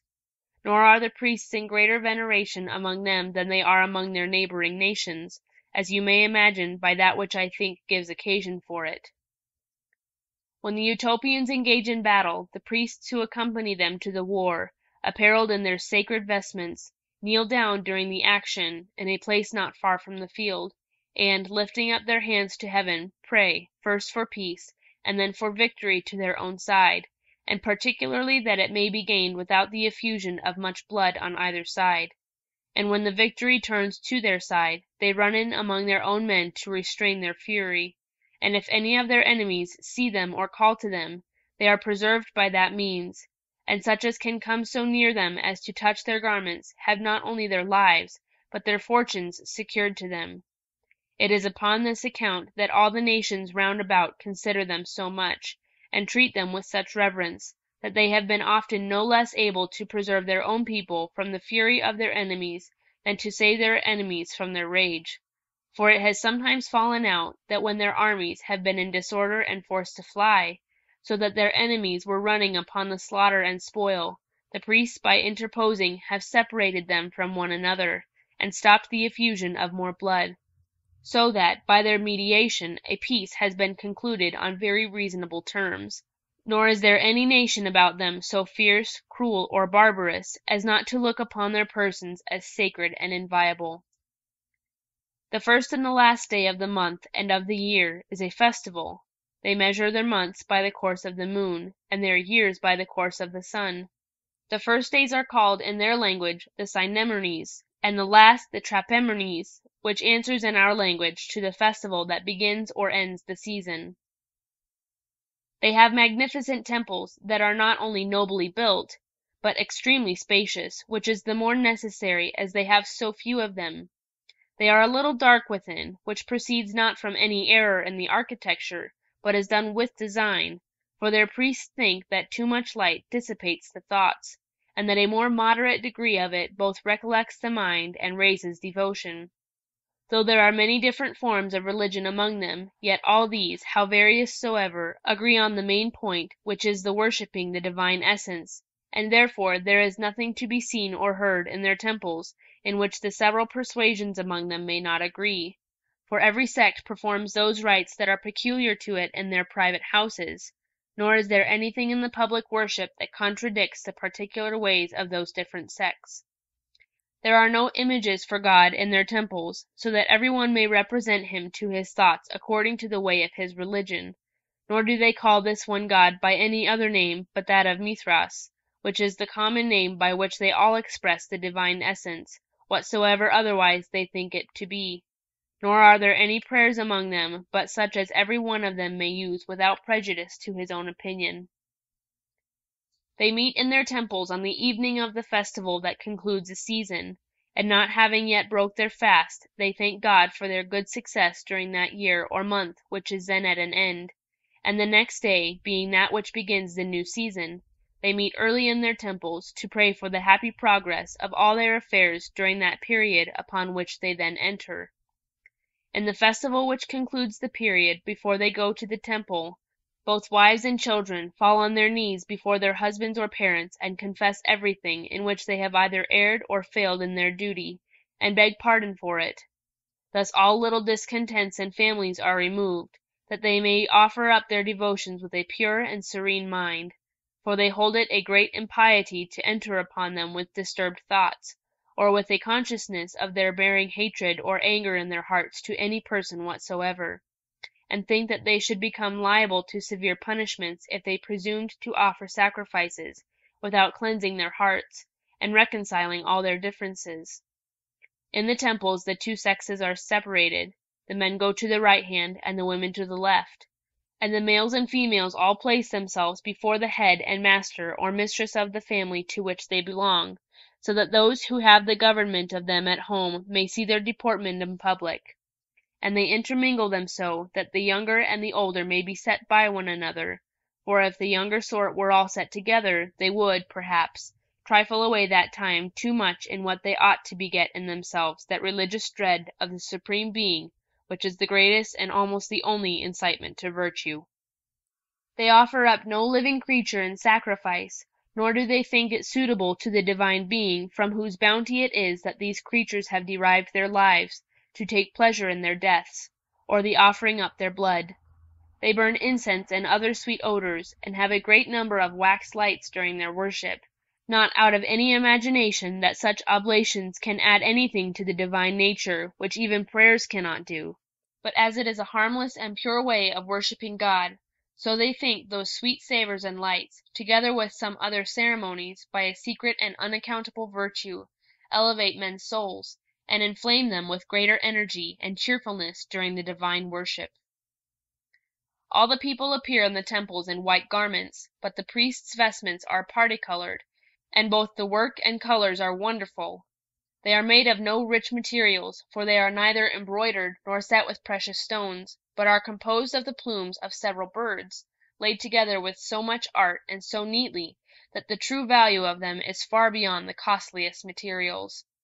They say that in the ordering and placing those plumes some dark mysteries are represented, which pass down among their priests in a secret tradition concerning them, and that they are as hieroglyphics, putting them in mind of the blessing that they have received from God, and of their duties both to Him and to their neighbors. As soon as the priest appears in those ornaments, they all fall prostrate on the ground, with so much reverence and so deep a silence, that such as look on cannot but be struck with it, as if it were the effect of the appearance of a deity. After they have been for some time in this posture, they all stand up, upon a sign given by the priest, and sing hymns to the honor of God,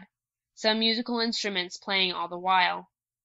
These are quite of another form than those used among us, but, as many of them are much sweeter than ours, so others are made use of by us. Yet in one thing they very much exceed us.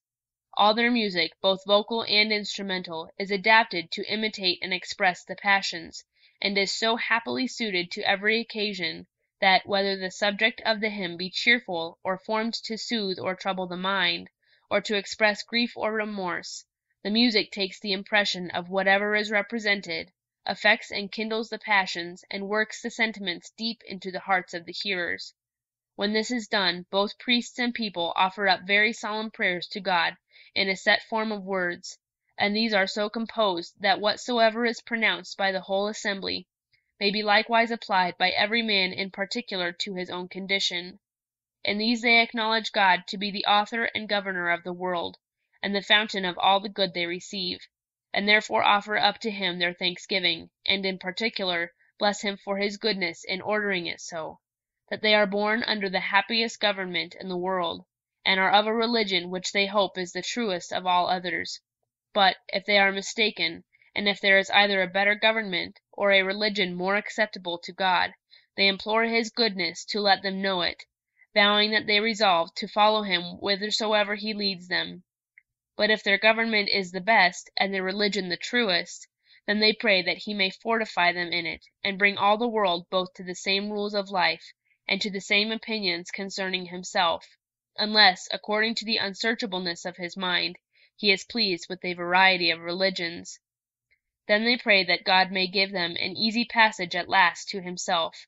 not presuming to set limits to Him, how early or late it should be, but, if it may be wished for without derogating from His supreme authority, they desire to be quickly delivered, and to be taken to Himself, though by the most terrible kind of death, rather than to be detained long from seeing Him by the most prosperous course of life.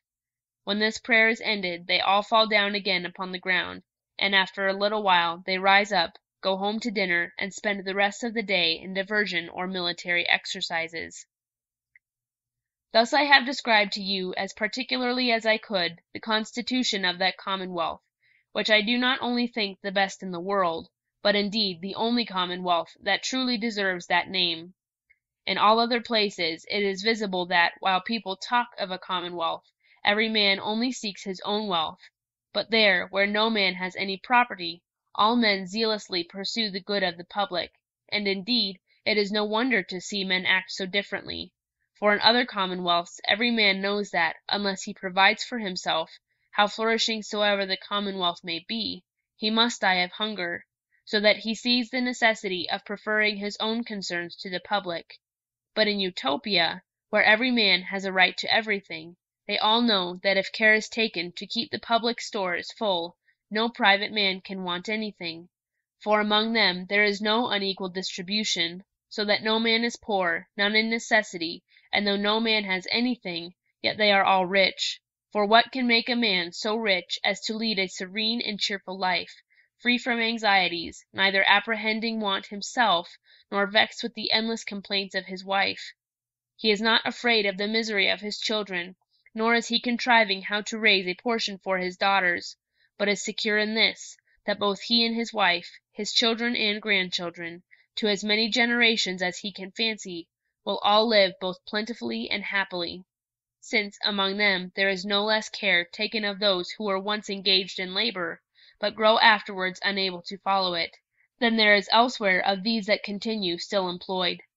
I would gladly hear any man compare the justice that is among them with that of all other nations, among whom may I perish, if I see anything that looks either like justice or equity. For what justice is there in this, that a nobleman, a goldsmith, a banker, or any other man, that either does nothing at all, or, at best, is employed in things that are of no use to the public, should live in great luxury and splendor upon what is so ill acquired; and a mean man, a carter, a smith, or a plowman, that works harder even than the beasts themselves, and is employed in labors so necessary that no commonwealth could hold out a year without them, can only earn so poor a livelihood, and must lead so miserable a life, that the condition of the beasts is much better than theirs. For as the beasts do not work so constantly, so they feed almost as well, and with more pleasure, and have no anxiety about what is to come, whilst these men are depressed by a barren and fruitless employment, and tormented with the apprehensions of want in their old age, since that which they get by their daily labor does but maintain them at present, and is consumed as fast as it comes in. There is no overplus left to lay up for old age. Is not that government both unjust and ungrateful that is so prodigal of its favors to those that are called gentlemen or goldsmiths, or such others who are idle, to live either by flattery or by contriving the arts of vain pleasure; and on the other hand, takes no care of those of a meaner sort, such as ploughmen, colliers, and smiths, without whom it could not subsist?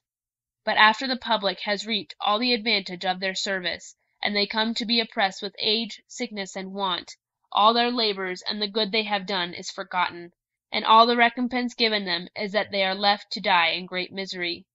The richer sort are often endeavoring to bring the hire of laborers lower, not only by their fraudulent practices, but by the laws which they procure to be made to that effect; so that though it is a thing most unjust in itself to give such small rewards to those who deserve so well of the public,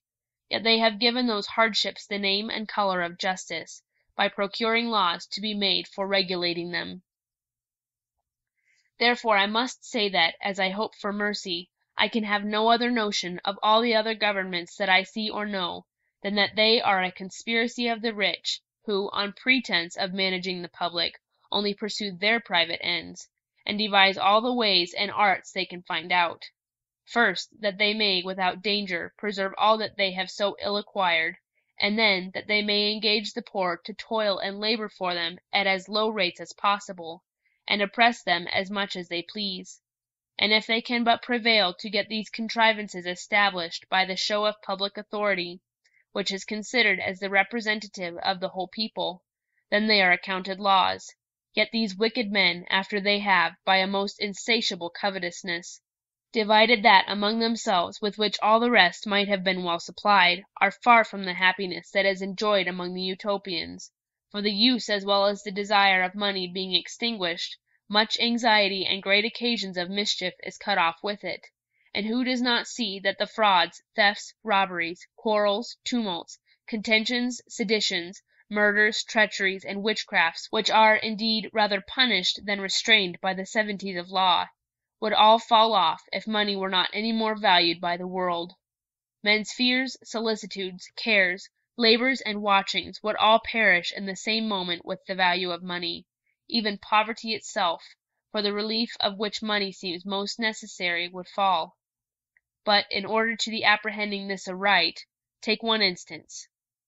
Consider any year that has been so unfruitful that many thousands have died of hunger. And yet if, at the end of that year, a survey was made of the granaries of all the rich men that have hoarded up the corn, it would be found that there was enough among them to have prevented all that consumption of men that perished in misery, and that if it had been distributed among them, none would have felt the terrible effects of that scarcity. So easy a thing would it be to supply all the necessities of life, if that blessed thing called money, which is pretended to be invented for procuring them, was not really the only thing that obstructed their being procured.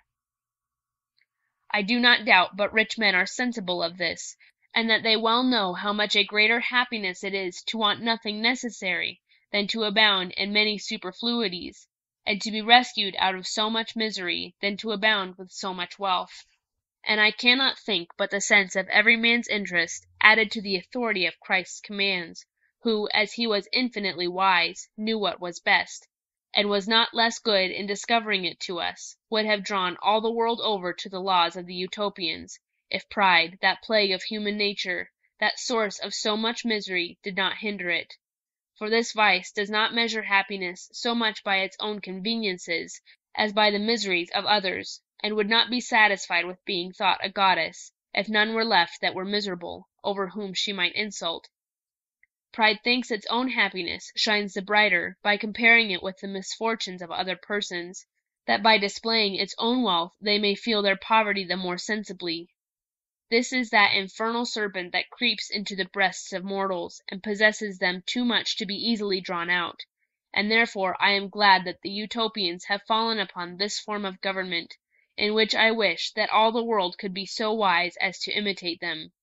For they have indeed laid down such a scheme and foundation of policy, that as men live happily under it, so it is like to be of great continuance, for they having rooted out of the minds of their people all the seeds, both of ambition and faction, there is no danger of any commotions at home, which alone has been the ruin of many states that seemed otherwise to be well secured.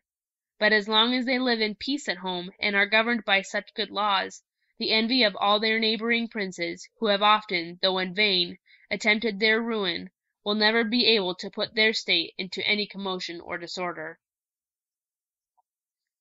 When Raphael had thus made an end of speaking, though many things occurred to me, both concerning the manners and laws of that people, that seemed very absurd, as well in their way of making war, as in their notions of religion and divine matters, together with several other particulars, but chiefly what seemed the foundation of all the rest, their living in common, without the use of money, by which all nobility, magnificence, splendor, and majesty, which, according to the common opinion, are the true ornaments of a nation, would be quite taken away.